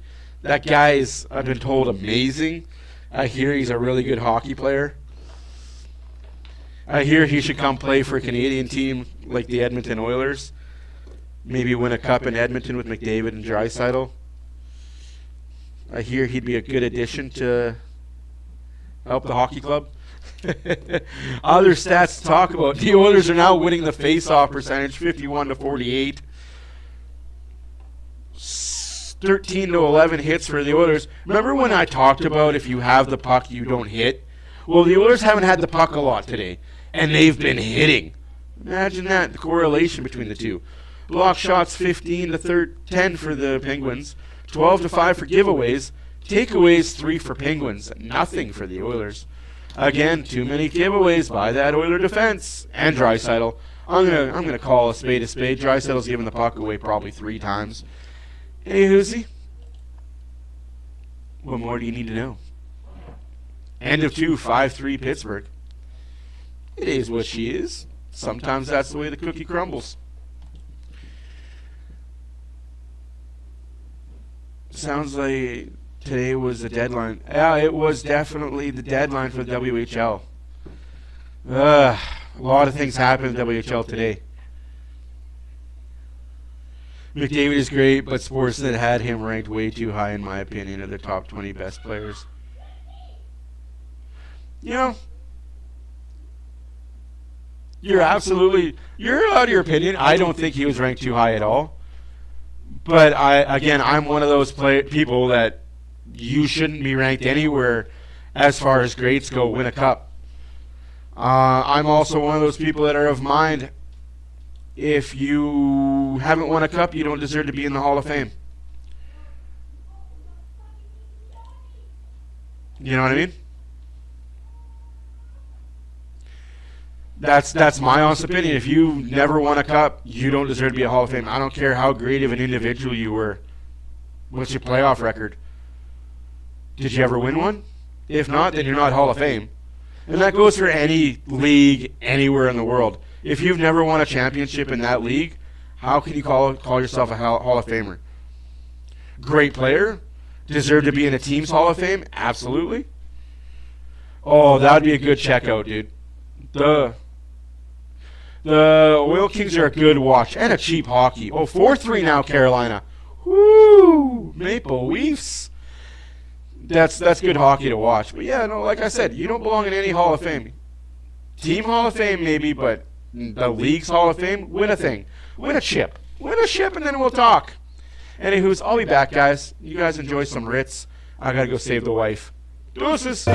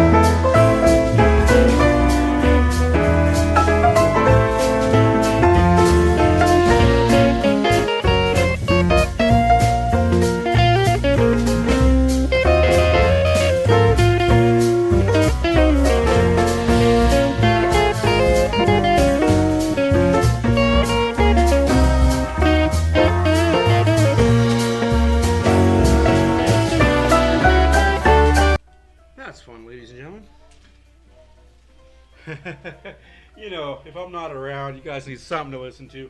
Always putting on the Ritz. Anywho's these guys. 5-2 Pittsburgh if you were late. Raquel scores, make it 1-0. Rusk makes it 2-0. Hayes makes it 3-0. Draisaitl scores his 30th of the year and makes it 3-1. Hyman McDavid get the assist. O'Connor makes it 4-1 after 1. Starting the second period, the Pittsburgh Penguins get a power play. They score on the power play. Sidney Crosby, don't tell me your age is less than 30. Gets the power play goal, 5-1 Pittsburgh. Oilers get a power play, no goal on that. Oilers get another goal by Draisaitl, his 31st, assisted by McDavid and Ekholm, 5-2. Oilers get a second power play of the game. Hopkins gets the power play goal, assisted by McDavid and Bouchard. We sit 5-3. Third period underway. Meow.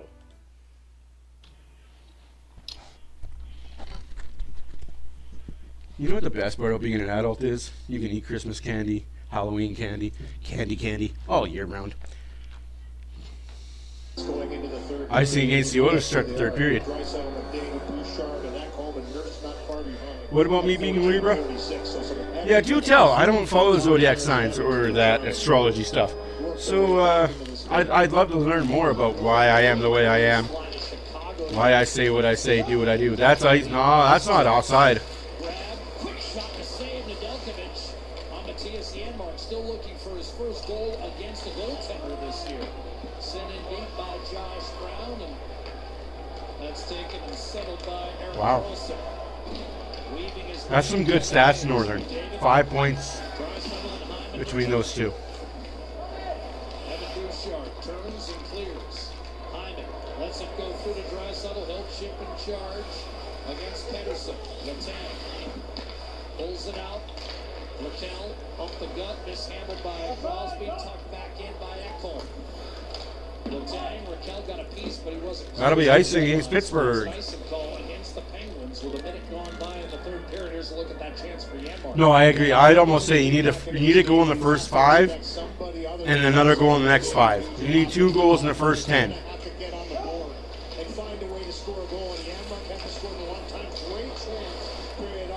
Just my opinion, but I agree with you, Epic. For that forehand chance and a good save by Nedeljkovic. I look forward to it. I like the sound of that. Tracked by Ekholm, gliding back into his own zone. 18:48 left to go in the third period. 28-19 is the score. Points percentage on the road, 11-5-2. Here's McDavid to Bouchard. Gives it a one-timer. Oh, Draisaitl with the shot blocked, and no Oiler player can get their stick on it. Bad giveaway there by McDavid. Home ice entering tonight. Build a 3-0 and then 5-1 lead on Crosby's power play goal. Draisaitl, Nugent Hopkins with a couple. Sidney Crosby. Off the gut. Here's Beauvillier. Swooping to his left. Shot. Handcuffs Skinner. He makes the save. One bad period by the Oilers, eh? Taken up ice by Dang. Wilson. Shoveled in by Arvidsson. Nedeljkovic took a peek. One was 6 of 16 decisions. Turnover, but pulls it, and then the Oilers a bit of a miscommunication. You just gotta take that shot. Oh, as I spit chips out. You just gotta take that shot if your pod closed and you stuck the strip. You got the puck. Take the shot, score the goal. That's offside. And offside whistle against Edmonton. Christmas ball, anybody? Download the new Chocolate Alberta Christmas Sportsbook balls. app today. We're still in Christmas season, right? Well, some good work here in the forecheck. And Pod calls it- Should have just taken that to the net pods. Ay, trying to do too much. And go wide, just misses him, but a good pick off again. Edmonton starting again on the forecheck and turnover pucks. Ooh, that was awkward fall. Very awkward. Oiler player fell in the Pittsburgh zone. Slow to get up. Just played his 13 Perry, 50 don't ever want to see that. And you know he's not gonna. Never want to see that. It's absolutely necessary. He's not coming off the ice unless he has to. Now, hunched over on the Oiler bench. Meanwhile, Lozada's shot. And That was pushed wide. Rebound stepping up as Grizzly. Move your feet, boys. Move your feet now. Anderson up the left-hand side. Skip.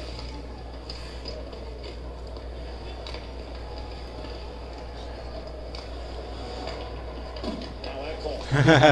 Go Pens go. Ah, he's a Penguin fan. It's all right. Penguins quite as aggressive, Louis.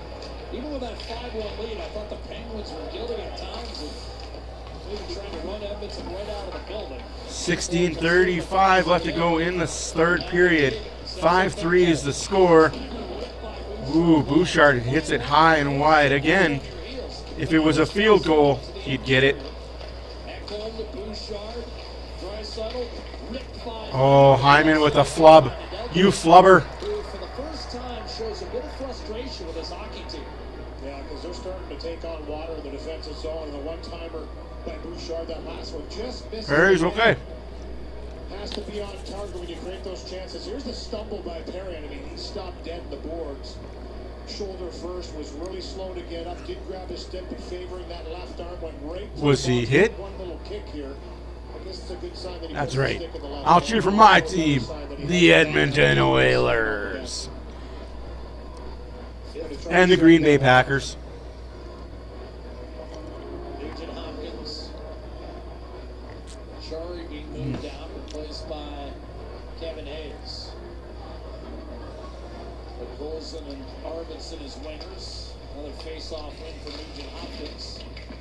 Nurse around the boards. Of course, Nugent Hopkins scored his first ever goal in the NHL against the Penguins on the home ice back at the old Rexall place. His 14th year with the Oilers. Kulak.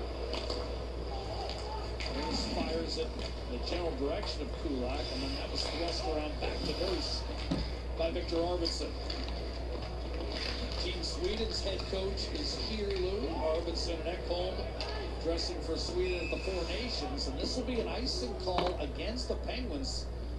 They don't like it, but Derek Manson pointing emphatically to where that puck had been released. Yeah, arguing for every inch. This blast by Bouchard here. Just a little redirection. I thought he missed the net, but Raquel in the high slot gets a little bit of a skate on that one to deflect it wide. And most likely was labeled for the far corner. So a good block by Raquel on that play. Draisaitl wins the face-off. Bouchard unable to get one on net. Hayes didn't get it deep though. Ekholm stolen away by Hayes. This time he locates Raquel. Heads for the Oiler net against Bouchard. Lost the hand. Holy Crosby. Raquel opened the game scoring. Oh, yeah, I've been a cheesehead since '84, my friend. Sidney Crosby from Rust, and you won't see the Penguins captain misfire too many times from that distance. Oilers got to get a goal here in the next 2 minutes. Preferably in the next minute. Get her 5-4. One-timer ripped by McDavid. You won't see many of those. Nedeljkovic makes the save in terms of McDavid unleashing the one-timer. Penguins able to nudge it. And that's icing against Pittsburgh. No, says the linesman? Come on. The 37-year-old wrestled to the ice by Bouchard and not Bunting. Crowd screaming for a call. That was icing. Like, how are you that bad at your job? Bouchard tested by running into a turnover. Now Lovelli over the net. Puck checked away by Skinner. Man, this linesman is terrible. Ooh, no. No. I'm going to be 100% honest with you. I don't think Green Bay stands a chance at all. Do I think it'll be in a single-digit loss? Possibly. But, no, I don't think Green Bay stands a chance at all. Philly's defense is really good. Philly's offense is really good. Just my humble opinion as a Packers fan. I'm just glad they made the playoffs.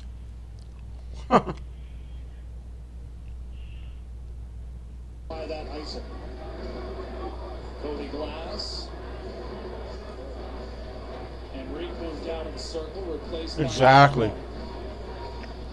5-3 Penguins looking to close it out. Another third period getaway. Lead on Columbus. The other night led 3-1 with 8 minutes to go. Couldn't hold it. And the Blue Jackets prevailed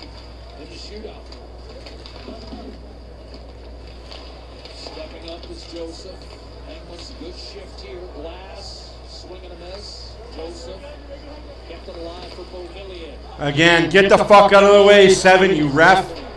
Good God, these linesmen, man. Refs and linesmen, if you can't read the play, get out of the way, leave the league. I will say this until my dying breath. We need to go back to the 3-ref system. They're not helping anything having 4 guys out there. That's an extra set of legs that these players need to fight through.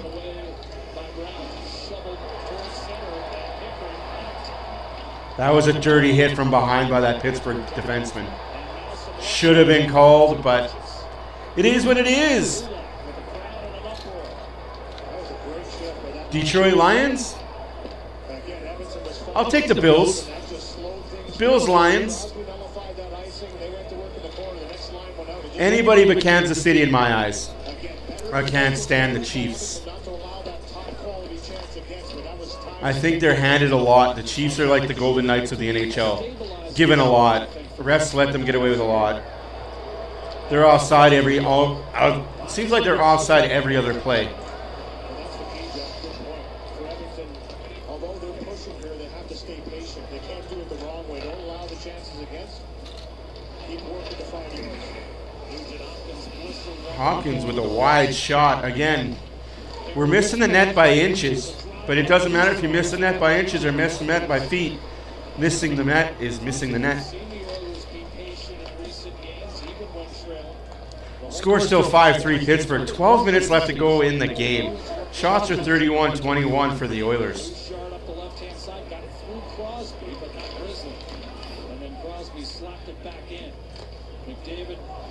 And that's icing against the Oilers. Yikes. You know, I just don't understand. I guess you need one team to be dominant. The Patriots were dominant for a while. The Cowboys were dominant for a while.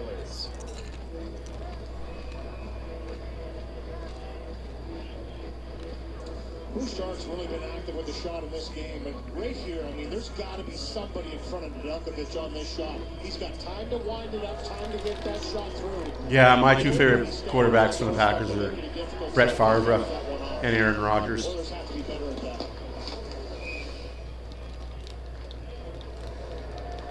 Skinner able to lay the leather to it. 8 minutes having elapsed in the third period. They're still talking about that interference call. That's awesome.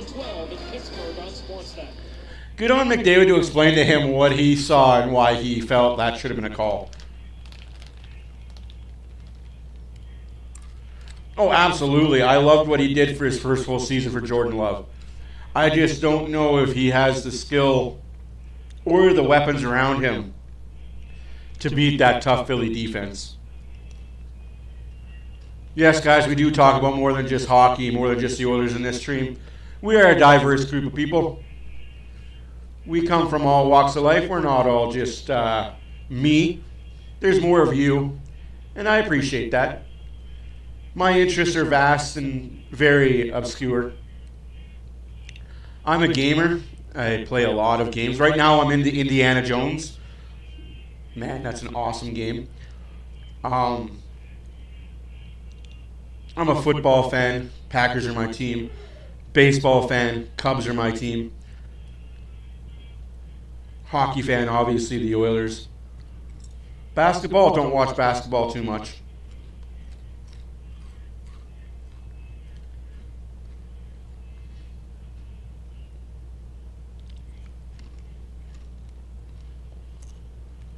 Absolutely. No, absolutely epic.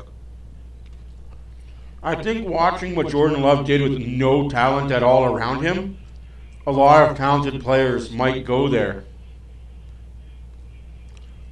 Right? Exactly, Jay. We're more than a one horse. Yeah, absolutely. Like, thank you guys for being here. You guys are all awesome. Again, I say this every time. I'm just me screaming into a mic. Without you guys, there is nothing I can do except scream to myself. So I greatly appreciate you guys for being here. You guys make this fun and entertaining. I'm just a mouthpiece. At the same time, when you get your chance, we just talked about that shot by Bouchard. Cheers, everybody. This goalie's having a great night. Yes, it's just water in the cup. I don't drink alcohol. Special occasions, I'll do a shot on stream. Oilers make the playoffs. Oilers win the cup.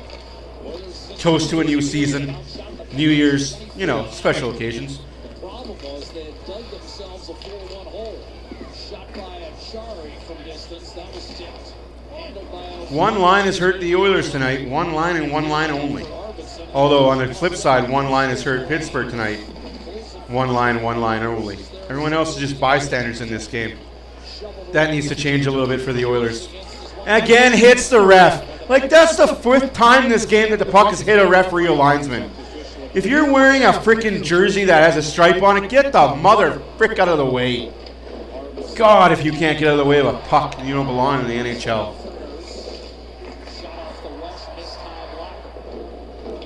Man.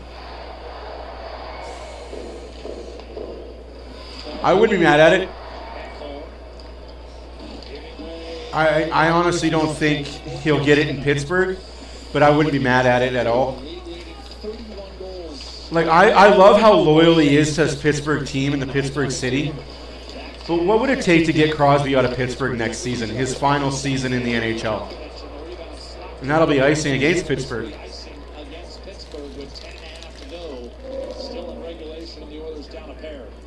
Let's get a look at tonight's Hit the Game, brought to you by James H. Brown Accident Injury Lawyers, the heavy hitters in injury law. Oh, absolutely, down, clown, absolutely. And I expect that. Let them be. Let them have their say. They clearly haven't watched the game.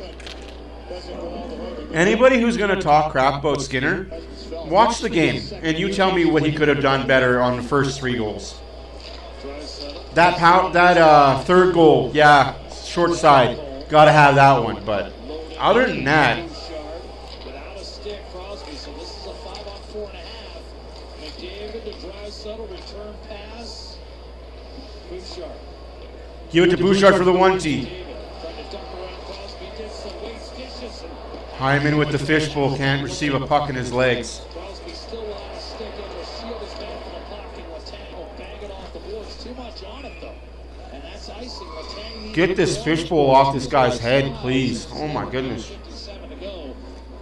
It's icing against Pittsburgh. Offensive zone face-off again for Edmonton. Crosby will take his time sorting out a stick at the bench, I'm sure. A Grizzle's veteran move.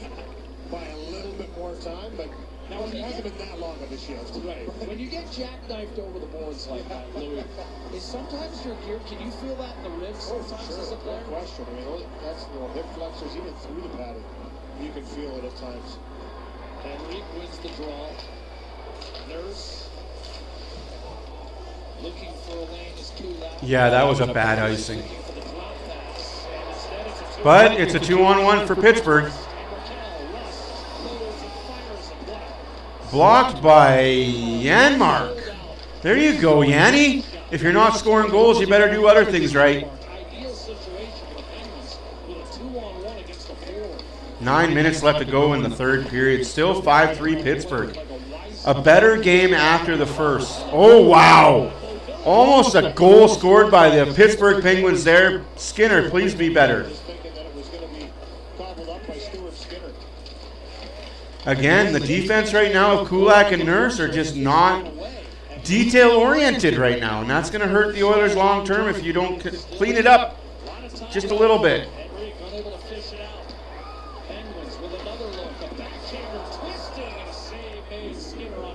Great save by Stu Skinner, and for that, you get this. There you go. But hey, I thought the Oilers weren't tough. I thought they weren't a tough team. You're not tough when it's fucking Zadorov out there pounding on you. Bunting, shut up. Shut up, man. Get off the ice, you bum. Go back to Toronto and be a Maple Queef for the rest of your career.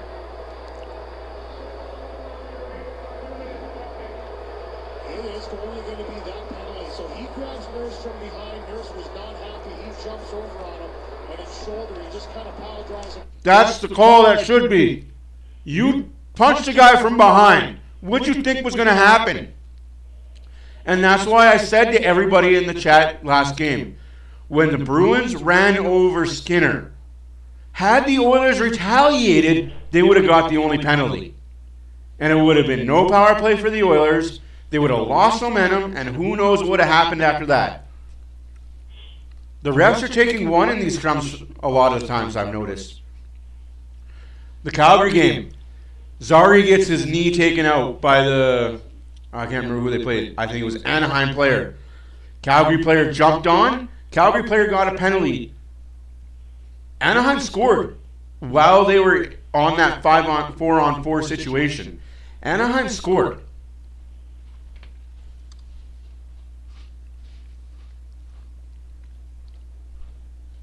The defense for the LA Kings, I'm not a fan of it. I think they're overrated. I think they're going to be...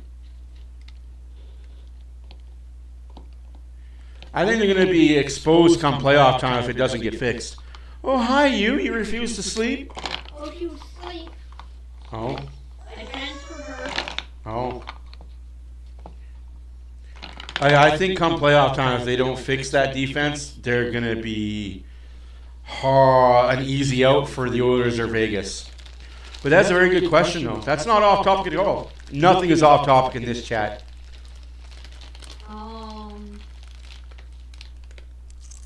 Wrap it out topics possible. Especially if your son is still in the chat. Power play for Edmonton. And here you're going to see Michael Bunting come into this as Nurse is not really doing a whole lot. Yeah, like, what are you doing? From behind, Nurse kind of gives him a little shoulder on the ground, but the only penalty goes to Michael Bunting as he came into the pile and pulled him out. He'll do the face-off over again here. Oilers got to score here. This is a must score for the Oilers. Thank you for the 36 people watching and the 389 that have watched. You guys are all amazing.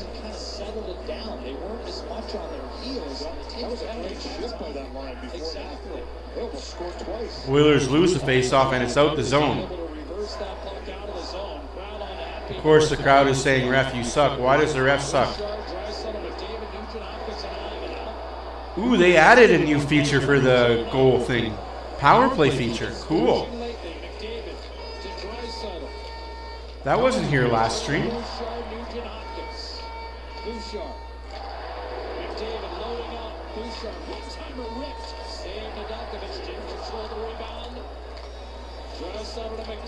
Penguins lead once was 5-1. The Oilers looking to draw within 5-4. McDavid, Draisaitl, broken up. Bad giveaway by Draisaitl, though. Having killed the first minute, we'll send it down and change. 1 minute left to go in the power play. 8 minutes left to go in the game. Here's McDavid. Draisaitl against Lazard. Steamrolled him, allowing McDavid to roll up top. Draisaitl trying to feed her foot, second time save. Wow, what a save by Ned. Bouchard. That had gotten through the first time. It might have been a goal. Draisaitl to Nugent Hopkins. Draisaitl. Lazard pressure. Bouchard. McDavid in front. Draisaitl. Bouchard doesn't unload. Now to the reach shot. Gotta shoot that right away, Boosh. Come on, 1-2 that crap. How he found it through about 5 bodies. Aye. I think that's the 14th shot attempt by Evan Bouchard in this game. He's got 8 on net, I believe. Just all over it tonight. Nedeljkovic has had his number. Great work down low to keep this play alive. Hyman, the first one doesn't get through. The second one, good one-timer on the pass by Draisaitl. Denied by Nedeljkovic. And right there, that's what you're talking about. You've got bodies sprawling in front of him. He has to raise it. Are you laughing at me? Nugent Hopkins shot McDavid blocked. Officially 9 shots on net for Bouchard. Nugent Hopkins pass tipped intended for Draisaitl. Bouchard to McDavid. Pressure from Nieto. Spun, dishing. Nugent Hopkins swooping. Off to Draisaitl, back to Nugent. That's it for the power play. But Skaters on. Michael Bunting quite relieved to be back on the ice. Here's McDavid. Dropping it off for Bouchard in front. That was tipped. 6.5 left to go in the third period. These Oilers are tired. Woo, wow. Evening, Nikki. How's it going? Oh, that's awesome to hear you got a big backyard for them to play in.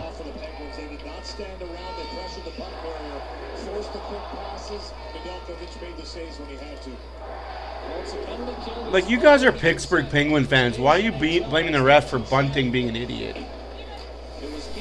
You're smarter than that. You guys are smart fans in Pittsburgh. You've been around since 70.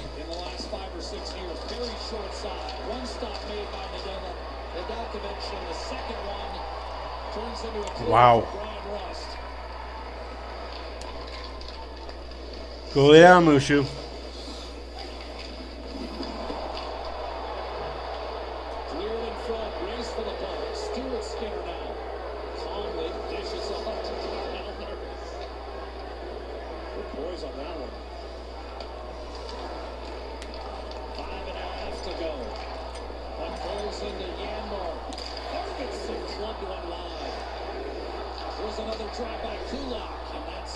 We got 5.5 left to go in the game. Oilers need one quick. Shots are now 37-24 for the Oilers.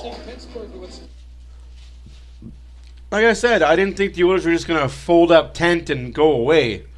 But you got to have a better first period. This has been a tale of two games. First period, pure garbage by the Oilers. Pure garbage. Second period and onward, way better. Way better. But can't win games playing 40 minutes of hockey. You just can't. I don't care what league you're in, you can't win a hockey game playing 40 minutes of hockey.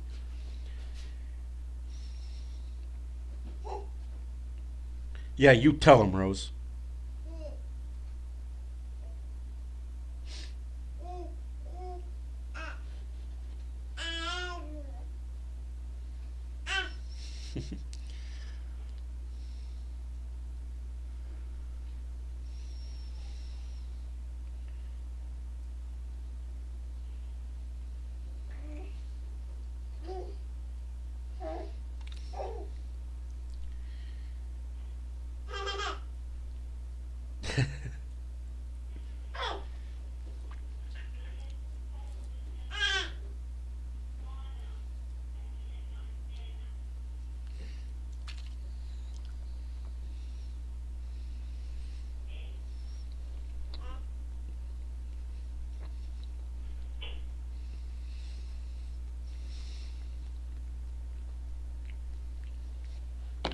Wow.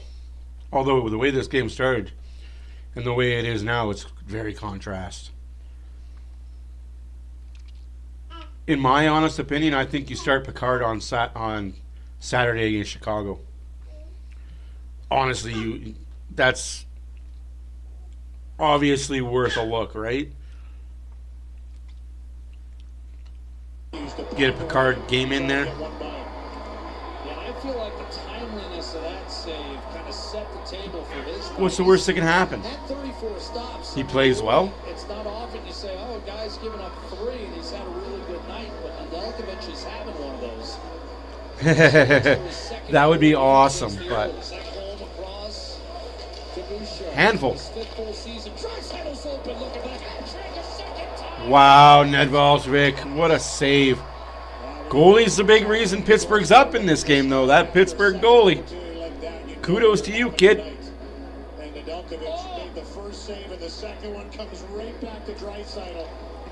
And he gets a good shot away the second time. Yeah, we've seen that done. Around the world, bam, right onto the tape. First save, second one even better. To stay with it and smother it. A lot better than a Florida Winter Classic in Florida, that's for sure.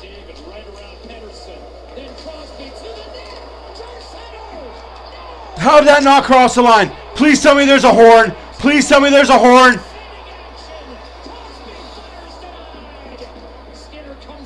I want to hear a horn. If there's a horn, that's a goal.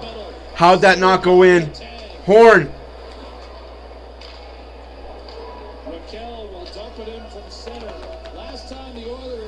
Damn it, no horn.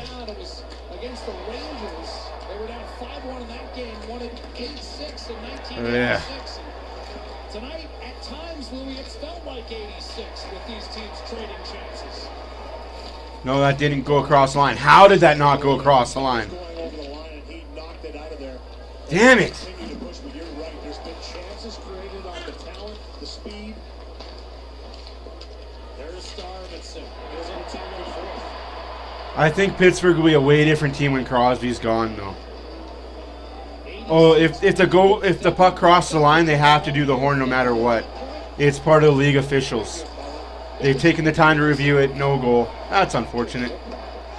But I don't know if Pittsburgh's going to be any good after Crosby's gone. I think that the Pittsburgh Penguins will be a different identity.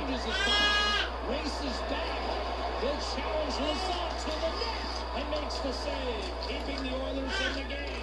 Good decision by Skinner to get back in net. Too much time with the puck coming out of the zone. Letang from Pedersen.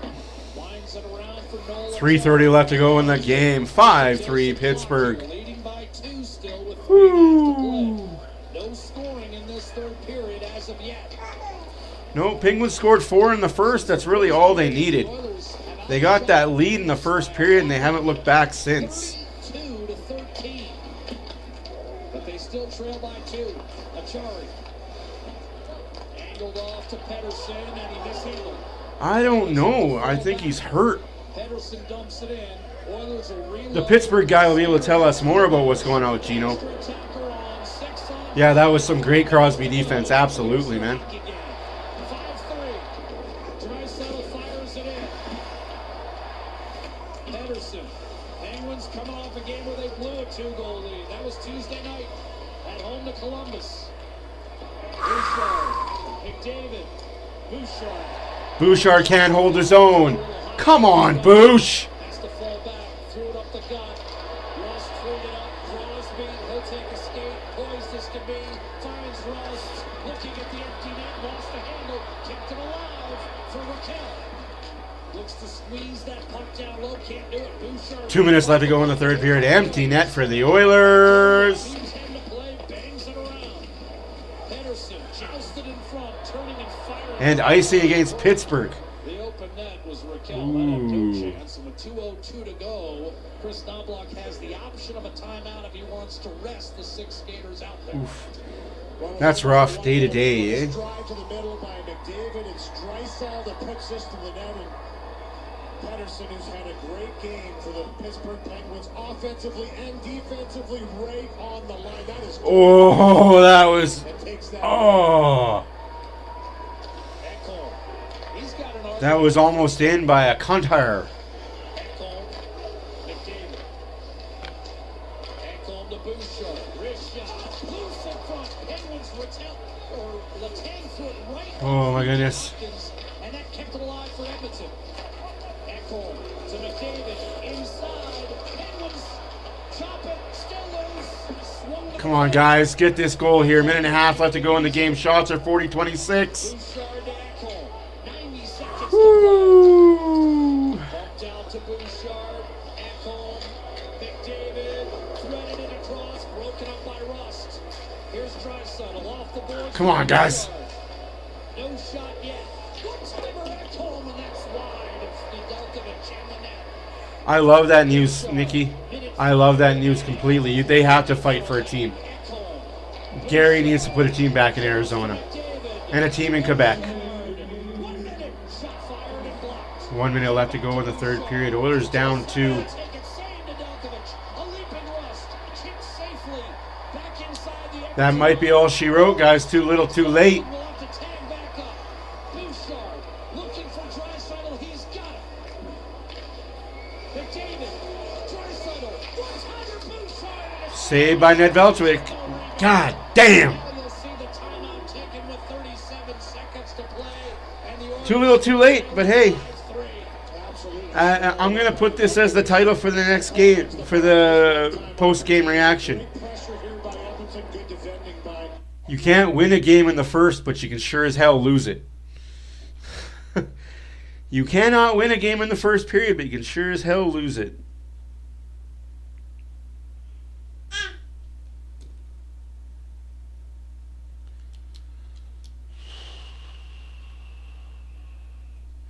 Oh, I'm not even saying a lot. The Oilers are so good. They're making the playoffs. They could sleepwalk into the playoffs. This is a one-off game. I'm not even concerned. Like, this is a one-off. Like I said, this is the one-off. Don't make this the norm where the first period is not good. Don't make that the norm. Right? I think we can all agree on that. Don't make this the norm. Yes, Rose? Yes, Daddy is almost done.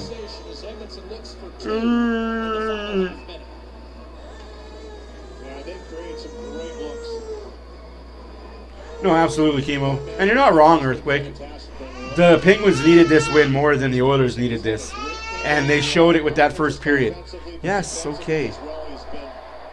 Around it everywhere and on the ice again. Rightfully so. Bouchard did not pull the trigger and then turns it over. Bouchard turns the puck over. Hey, it's icing against Pittsburgh again. Gets the whistle with 27 seconds to go. Crosby frustrated. He got cleaned up by Draisaitl and then missed the empty netter on that vaunted backhand. Hi. Yeah, really good on the backhand. Yeah, you and I were thinking the same Hi. thing. He doesn't miss many on the backhand. No.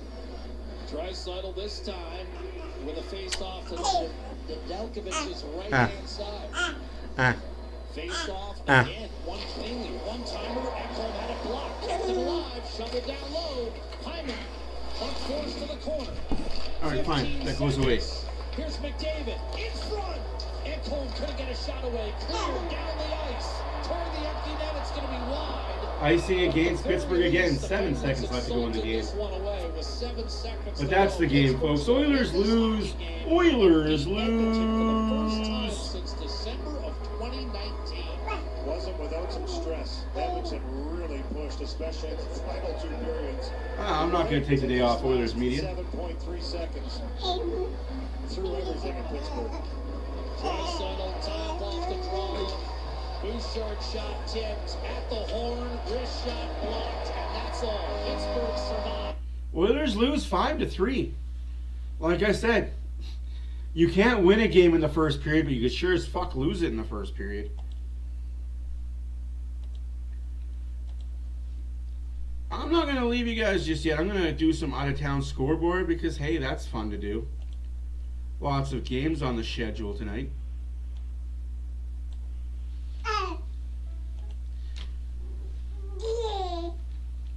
Nothing to be mad about if you're an Oilers fan. Like, don't blame Skinner because the Oilers didn't show up for the first period. Well, I guess you're going to blame him anyway because you blame him for everything. If he lets in 1 goal, it's his fault. Anyways, guys, the out-of-town scoreboard is as follows. Hey. 10 games are on the schedule tonight. The Sabres beat the Senators 4-0. The Lightning are up on the Bruins 2-1 with 3 minutes left to go in the third period. With 17 minutes left to go in the third period, Carolina 5, Leafs 3. 2 minutes left to go in the second period, Blues 6, Ducks 2. After 2, Colorado 3, Wild 1. Game yet to be decided. Islanders Golden Knights dropped the puck in 15 minutes. Also finals. Rangers beat the Devils in overtime 3-2. Stars beat the Flyers 4-1. Kraken lose to the Blue Jackets 6-2. And the Oilers fall to the Penguins 5-3. The next Oilers broadcast and our next broadcast will be Saturday when the Oilers are in Chicago to take on the Chicago Blackhawks. 5 o'clock Mountain, 7 o'clock Eastern, 4 o'clock Pacific. My name is Matt for Oilers Fan Reaction. As always, if you enjoyed this, please subscribe, leave a like, leave a few comments. We'll see you in the next one. Bye for now. Can you say bye, Rose? Can you say bye, Rose? Bye-bye. Bye-bye.